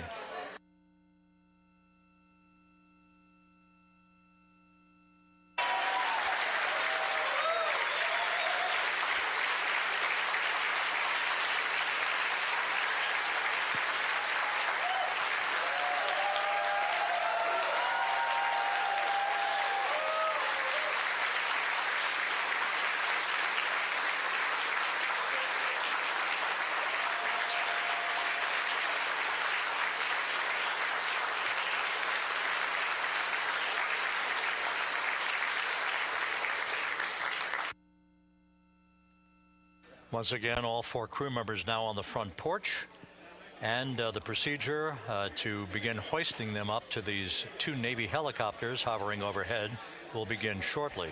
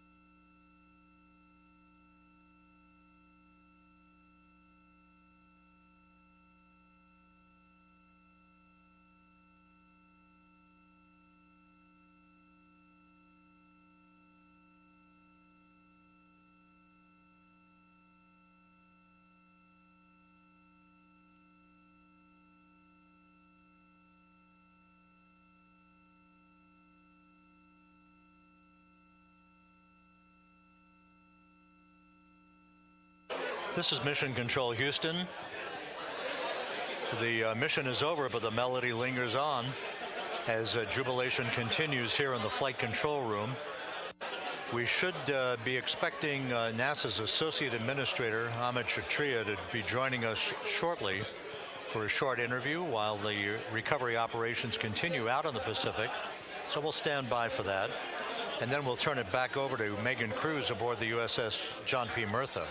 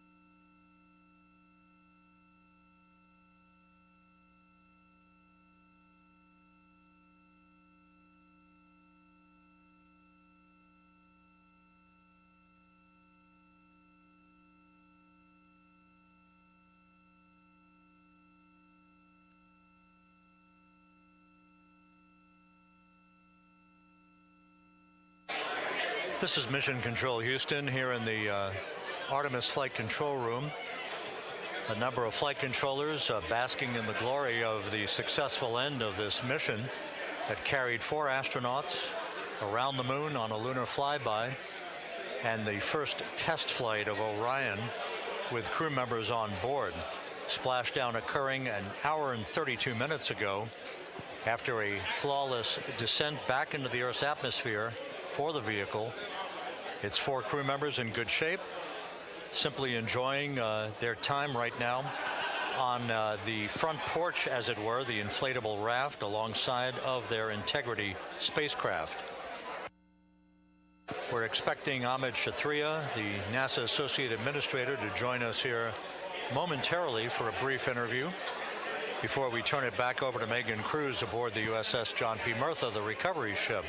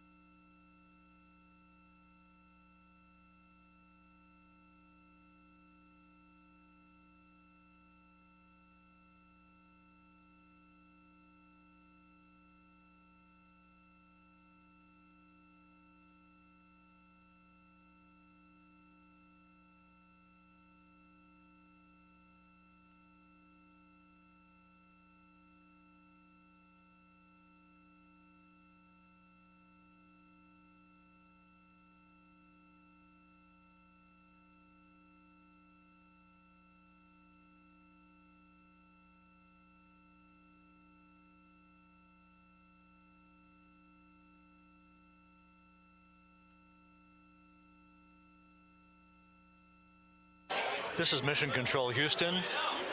We're about an hour and 34 minutes since the textbook splashdown of integrity in the Pacific to bring home our astronauts. And with us now is Amit Kshatriya, the NASA Associate Administrator.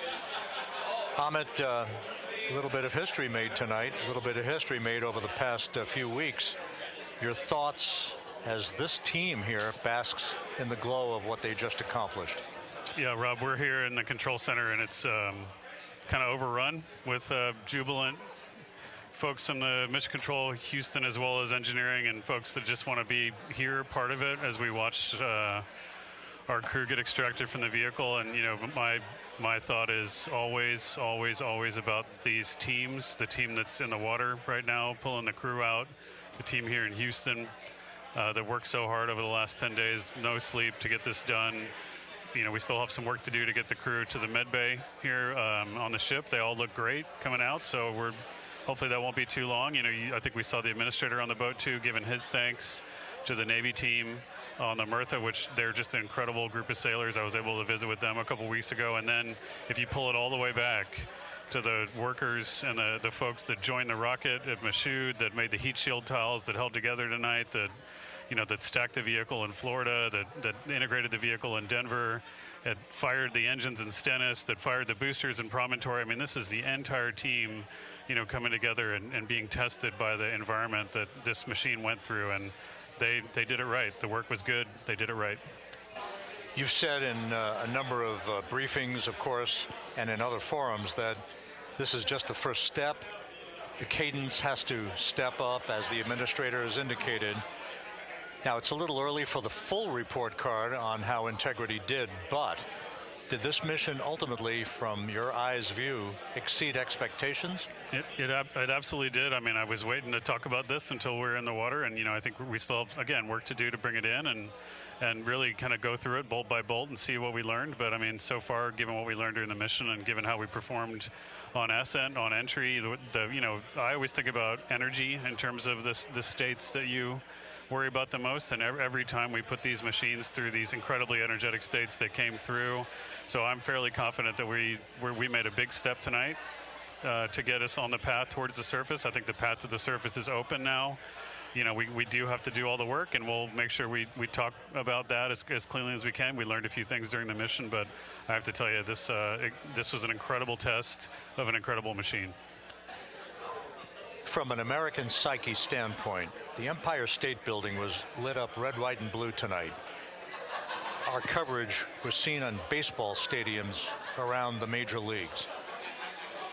How captivating was this experience for the American people, for the world, in fact, as we returned to the moon?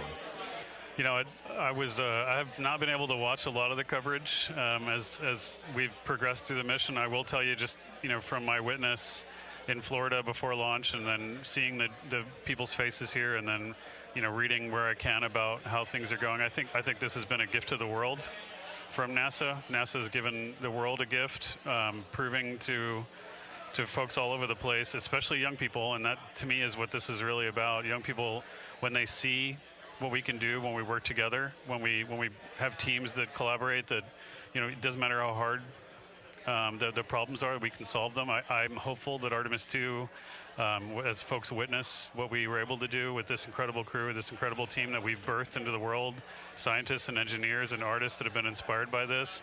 And even if they don't come work in the program, which separately they should come work in the program, because Lord knows we need the help, but even if they don't want to come work in the program, hopefully they grow up to recognize they can do amazing things when they work together and contribute to society and be good citizens and really change the way, the challenges that are coming in the world are overcomable if we work together like this.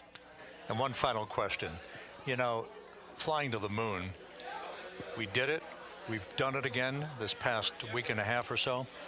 But the engineering that went behind the design of this mission and the precision, the pinpoint precision of this vehicle entering that entry corridor, it's almost mind-boggling. Yeah, it is incredible when you think about the energies involved and the uncertainties involved. That when we inserted the vehicle into orbit, it was 99.2% down the middle. When we dropped the vehicle right on top of the fleet here, our guys knew exactly where to go, but the guidance was perfect. You know, it's interesting. I've got this question a lot over the last few weeks about, you know, we did this before 53 years ago, and you know that.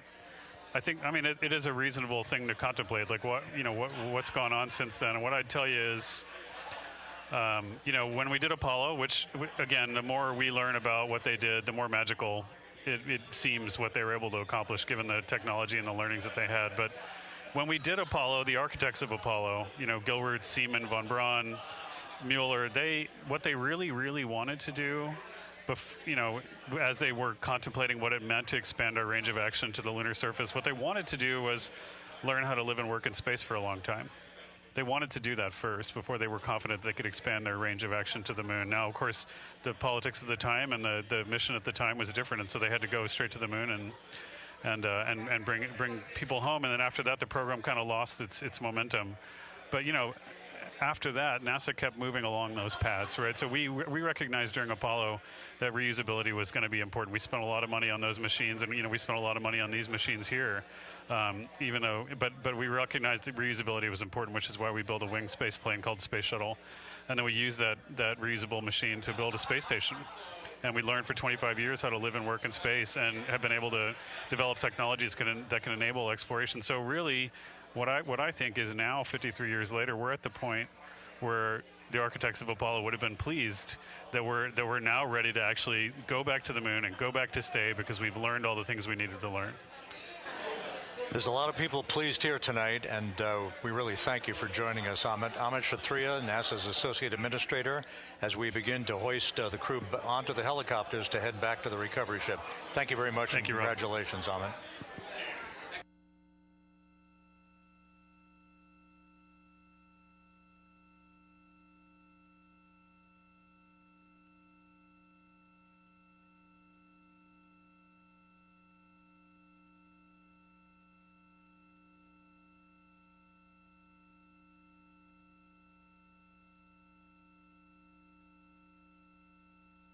This is Mission Control Houston, with the crew members now beginning to be hoisted aboard the Navy helicopters. Let's go to Megan Cruz aboard the USS John P. Murtha, who will take it from here.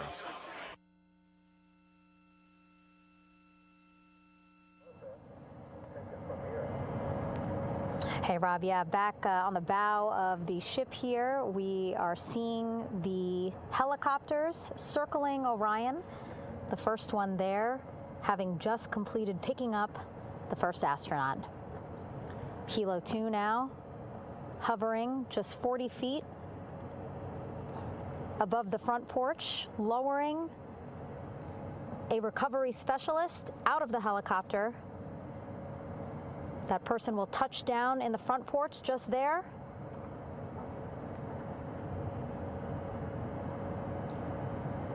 The crew members already outfitted with a harness that will allow them to quickly attach to the hoisting device.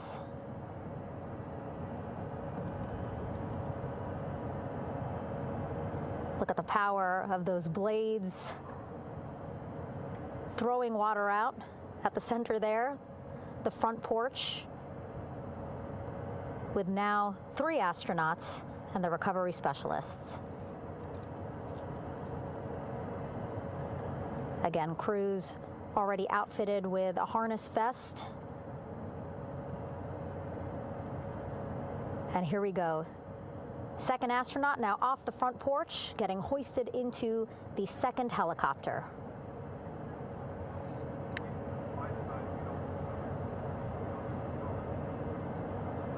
That helicopter will now hover just a distance away to give room for the first helicopter to come back and pick up the third astronaut.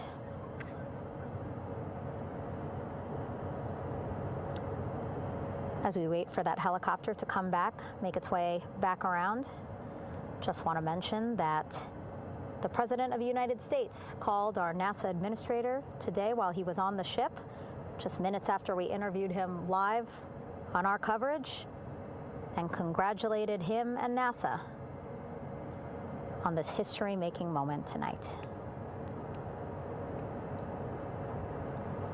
Helicopter 1 again hovering 40 feet over the front porch. We will soon see another recovery specialist getting lowered onto the front porch.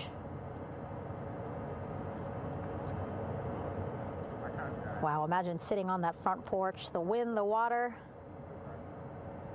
But again, the recovery team determined that a helicopter flight back to the ship here would be safer, faster, and more comfortable for our crew who just completed a 10-day mission around the moon. Third astronaut in the air, getting hoisted quickly back into the first helicopter now.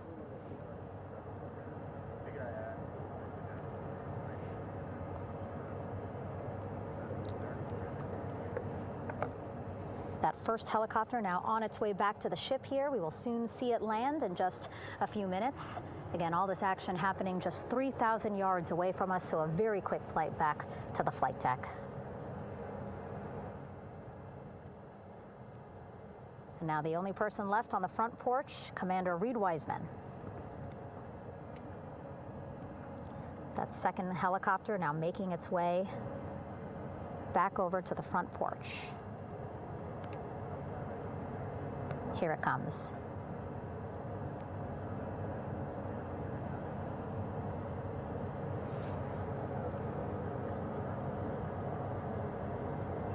Making its final approach here.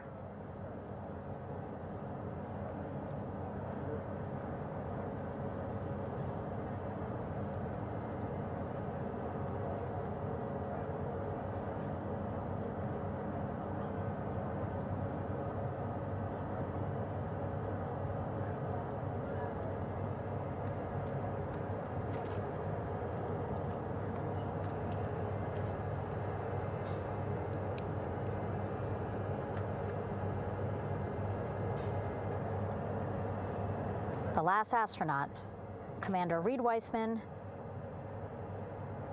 now off the front porch and almost into the second helicopter.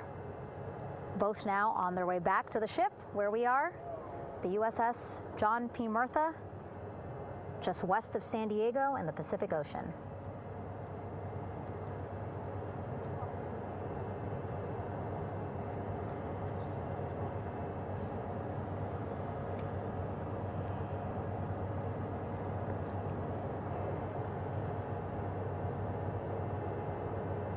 Exciting to see our 4 crew members minutes away from landing on the flight deck here on the recovery ship.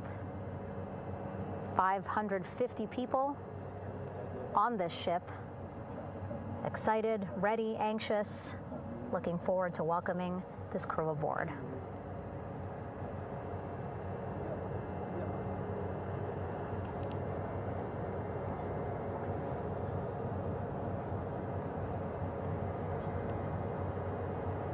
Watching them now with our own eyes. Close to the ship here. Hearing them begin to hover on the flight deck, which is just across from us, here on the bow.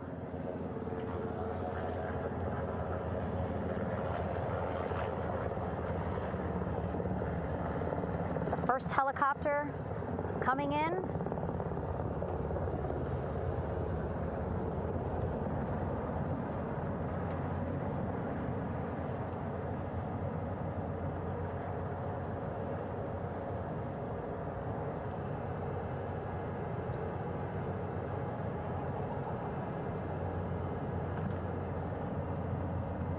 And wheels down. Wheels down of the first helicopter carrying 2 of our Artemis II crew. Pilot Victor Glover and mission specialist Christina Cook.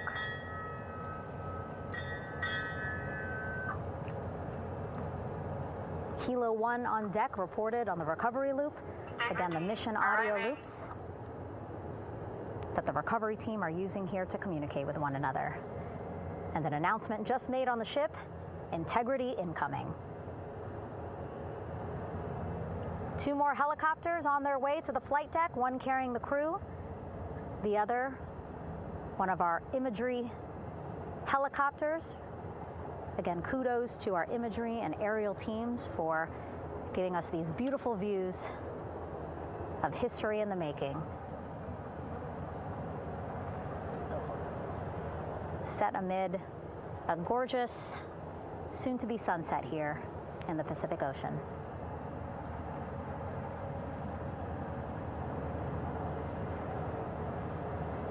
Second helicopter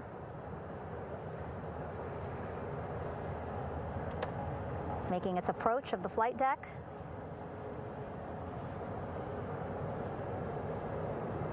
Plenty of people here on the bow with their cell phones out, filming this moment.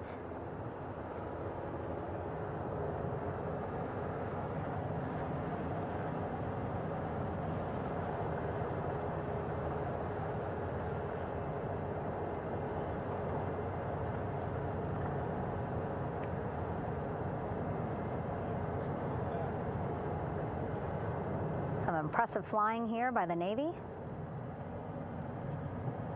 as we are seconds away from wheels down. And there you go. We now have all 4 Artemis II crew members on the USS John P. Murtha.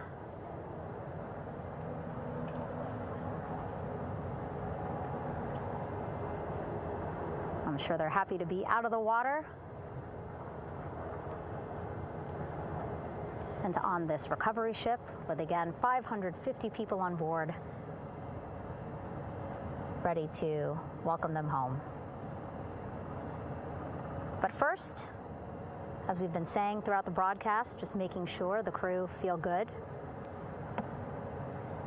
We reported that they were feeling good when they were in Orion, but those were just initial, quick, verbal assessments of how they're feeling. Their destination tonight, the medical bay here on the ship, right after we power down the helicopters here.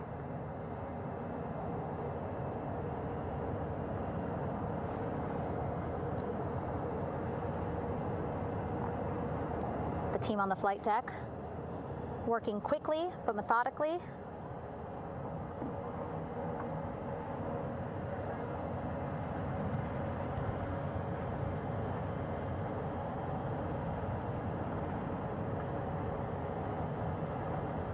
Waiting for just one more helicopter to touch down.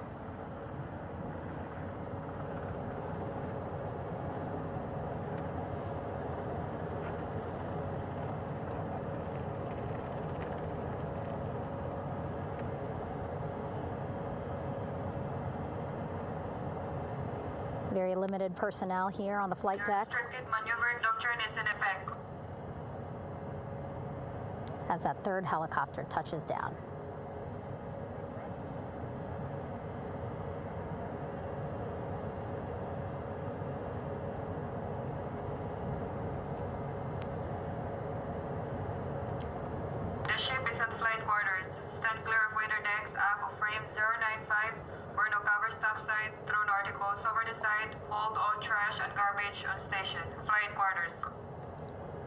While just a few folks on the flight deck itself, there are plenty more on some upper decks. I see in some of our views a very packed crowd overhead. Announcements being made over the ship's loudspeaker system, reminding folks to stay clear of operational areas like the flight deck, so that teams can work quickly to get the crew off of the helicopters and into the medical bay.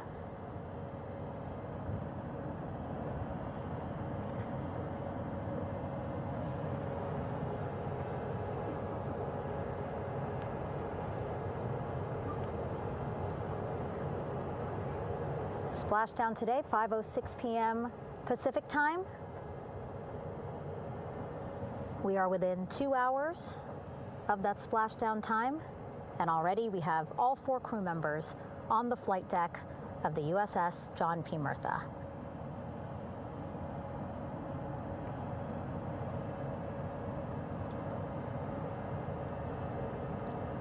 Again, crew waiting before getting out for the helicopters to completely shut down.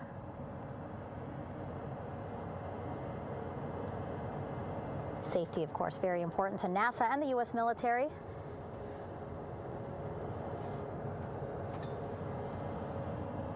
So we'll wait just a couple of minutes here before we start seeing crew members walk off the helicopters one by one.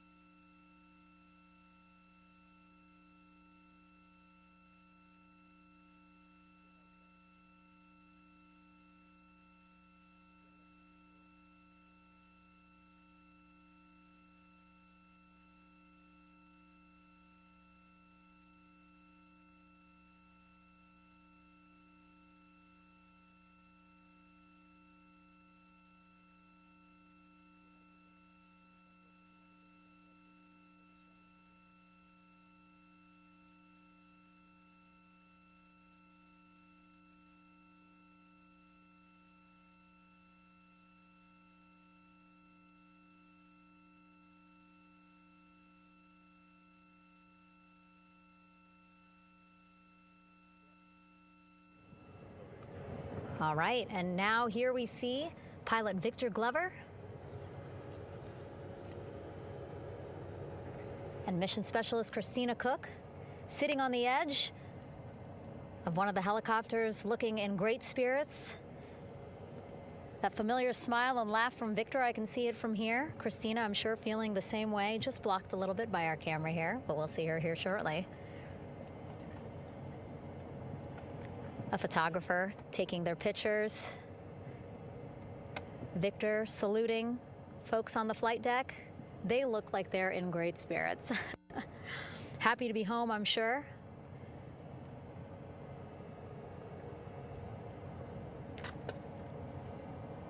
If you're sitting at home, I hope you too are wondering, what would you want to ask them if you got a chance to talk to them, because that is what I'm thinking about. Getting the opportunity to talk to or ask questions of these 4 astronauts who just made history as the first crew to return to the moon since 1972.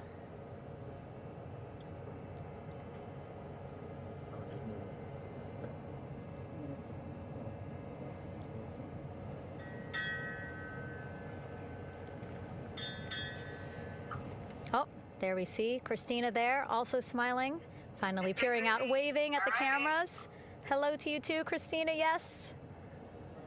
Welcome back. Welcome, welcome home.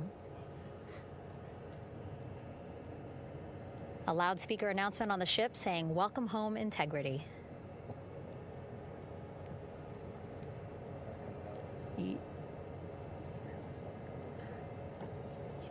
Victor in great spirits. I can't see who he's talking to, but I kind of think that he might be talking to his other 2 crew members. Shouting from across the flight deck, congratulations to one another.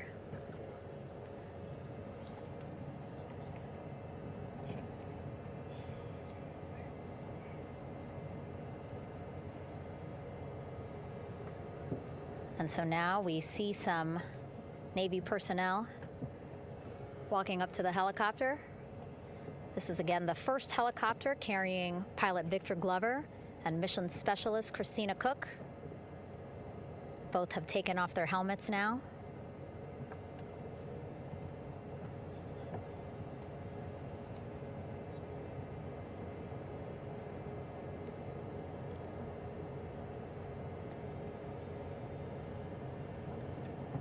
Some pictures, video to catalog this historic moment. A beautiful sunset just behind them here in the Pacific Ocean. Golden hour. These pictures will be beautiful.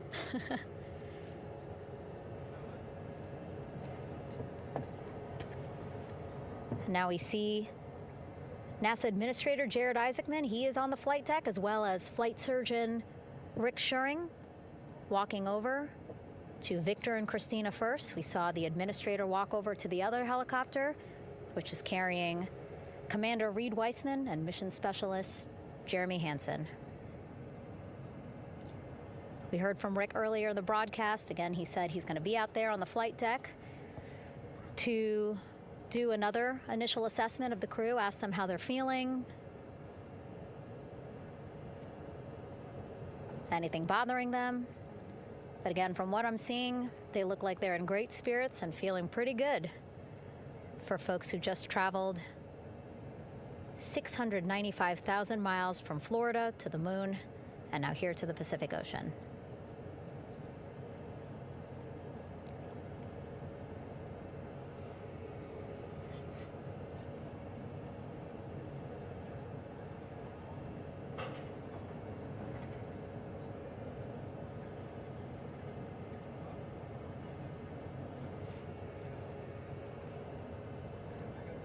We're now seeing NASA Administrator Jared Isaacman walking across the flight deck. He had been talking to Reed and Jeremy, now approaching Victor and Christina.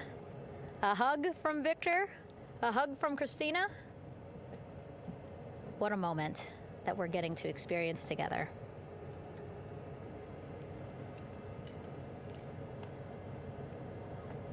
I'm sure congratulatory words. You know, we got to speak to the administrator live on this broadcast as well, and he said the kid in him right now, giddy, absolutely giddy at what we were able to accomplish today. Returning them home safely and in good spirits after a 10-day mission around the moon. And here we go. We're seeing Jeremy walking, waving across the flight deck, now on his way to the medical bay.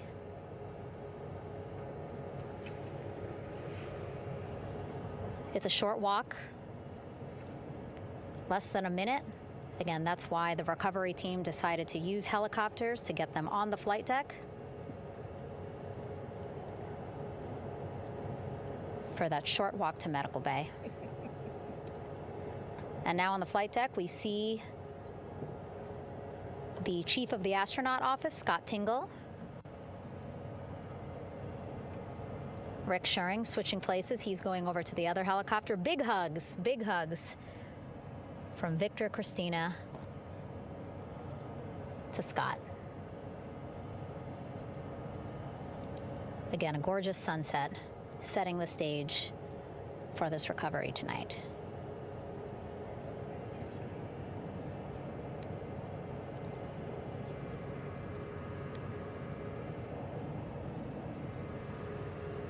All right, and now here we are, Christina, making her way, looking thankful, grateful, happy to be home.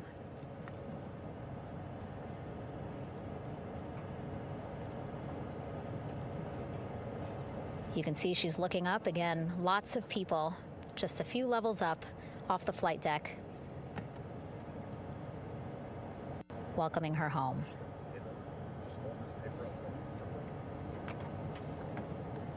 Scott holding the door like a gentleman, but back on his way to the other crew still on the flight deck.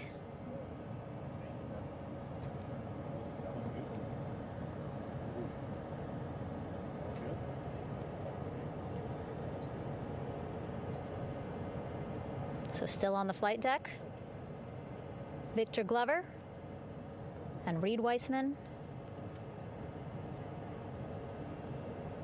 It looks like Victor will be the next one headed to medical bay. More hugs, more hugs. He's a hugger.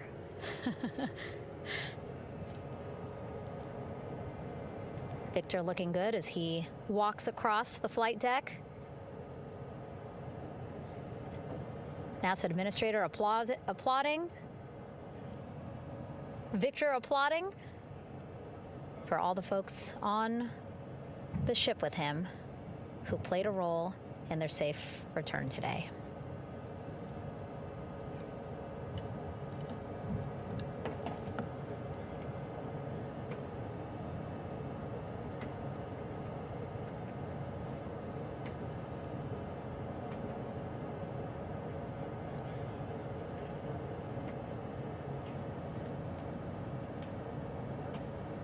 And finally, just one Artemis II crew member left on the flight deck, Commander Reed Weissman.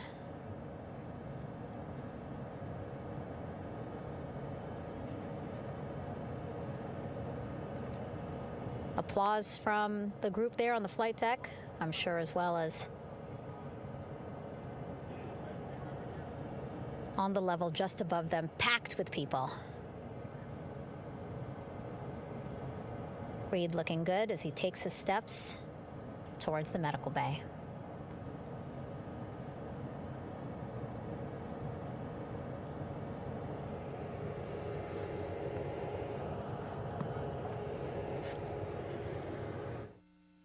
See our 4 Artemis II crew members back on the ship.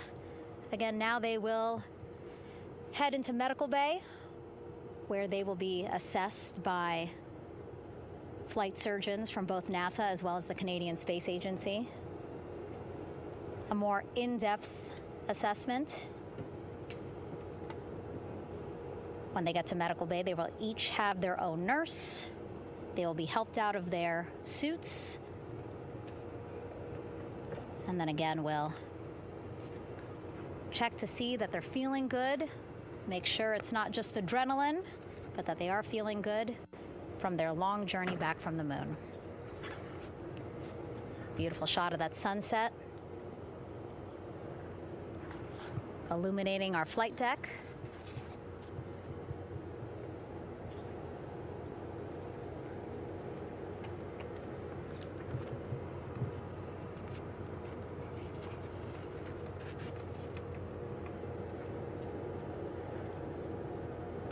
All right, and now with our astronauts safely on board, I want to welcome on Artemis Recovery Director Lily Villarreal.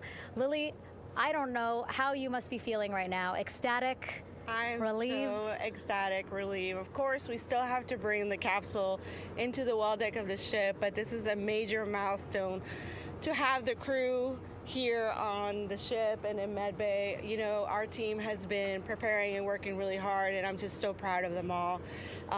Everything went very well, just as planned. Our teammates in Houston, the flight control team was just amazing. We were able to have great conversations and communications about everything. And I don't know what else to say. I'm just so ecstatic.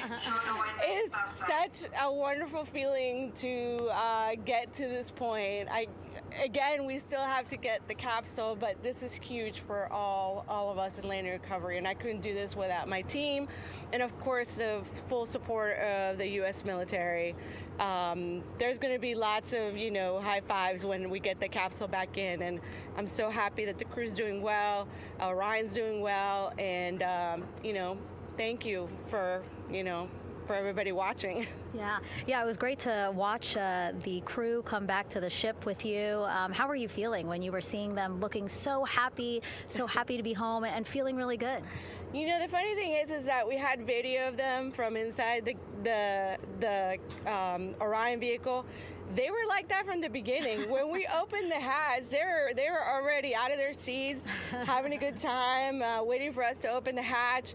And they opened the hatch, and of course we did the first medical assessment. Everybody was doing very well, and they were just having such a great time with the medical team that was inside the capsule. I think they were all taking selfies with you know, the phones that they have, probably talking about what they saw, and it was just smiles all around. They were having such a great time. And then we put them on the front porch when we were ready to put them on the front porch. And again, you could see they were just so ecstatic to be home and talking to everybody. So we were very happy to see all of that in the control room of the LFOC.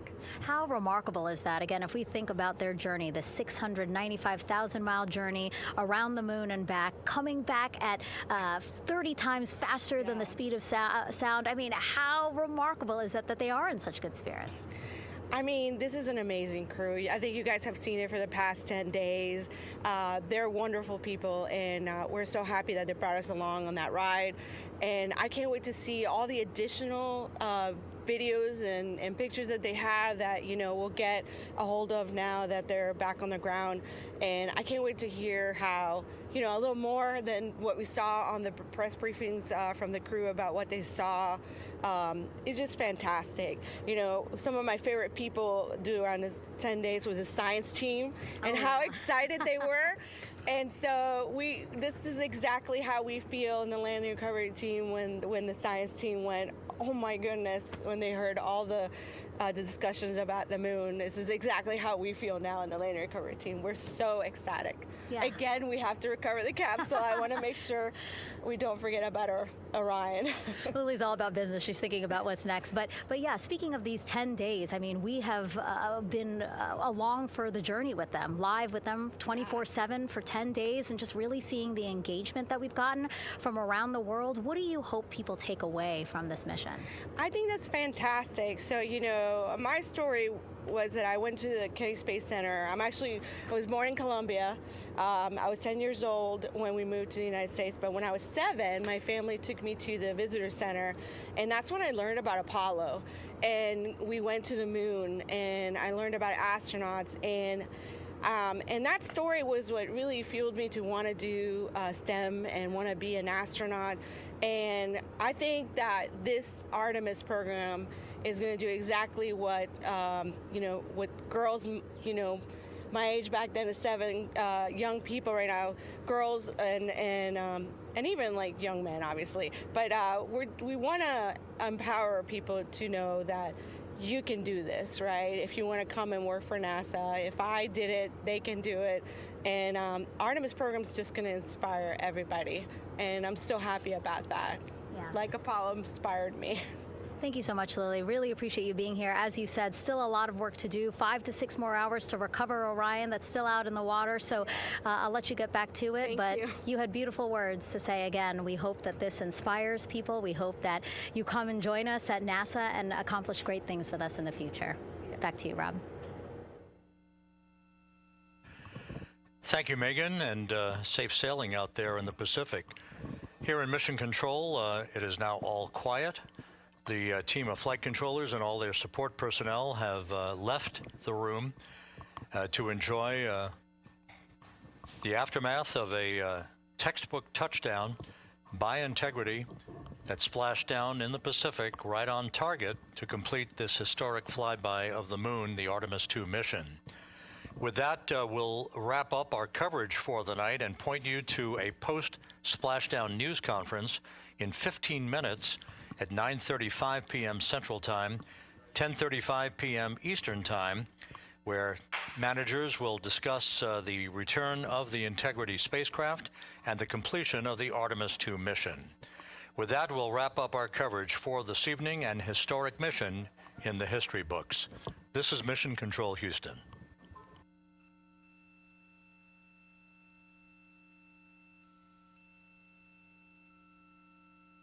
Main chute deploy. And we have 3 good main chutes. Houston Integrity, splashdown, sending post-landing command now. Splashdown confirmed. Copy splashdown, waiting on VLDR. Splashdown confirmed at 7:07 p.m. Central Time, 5:07 p.m. Pacific Time.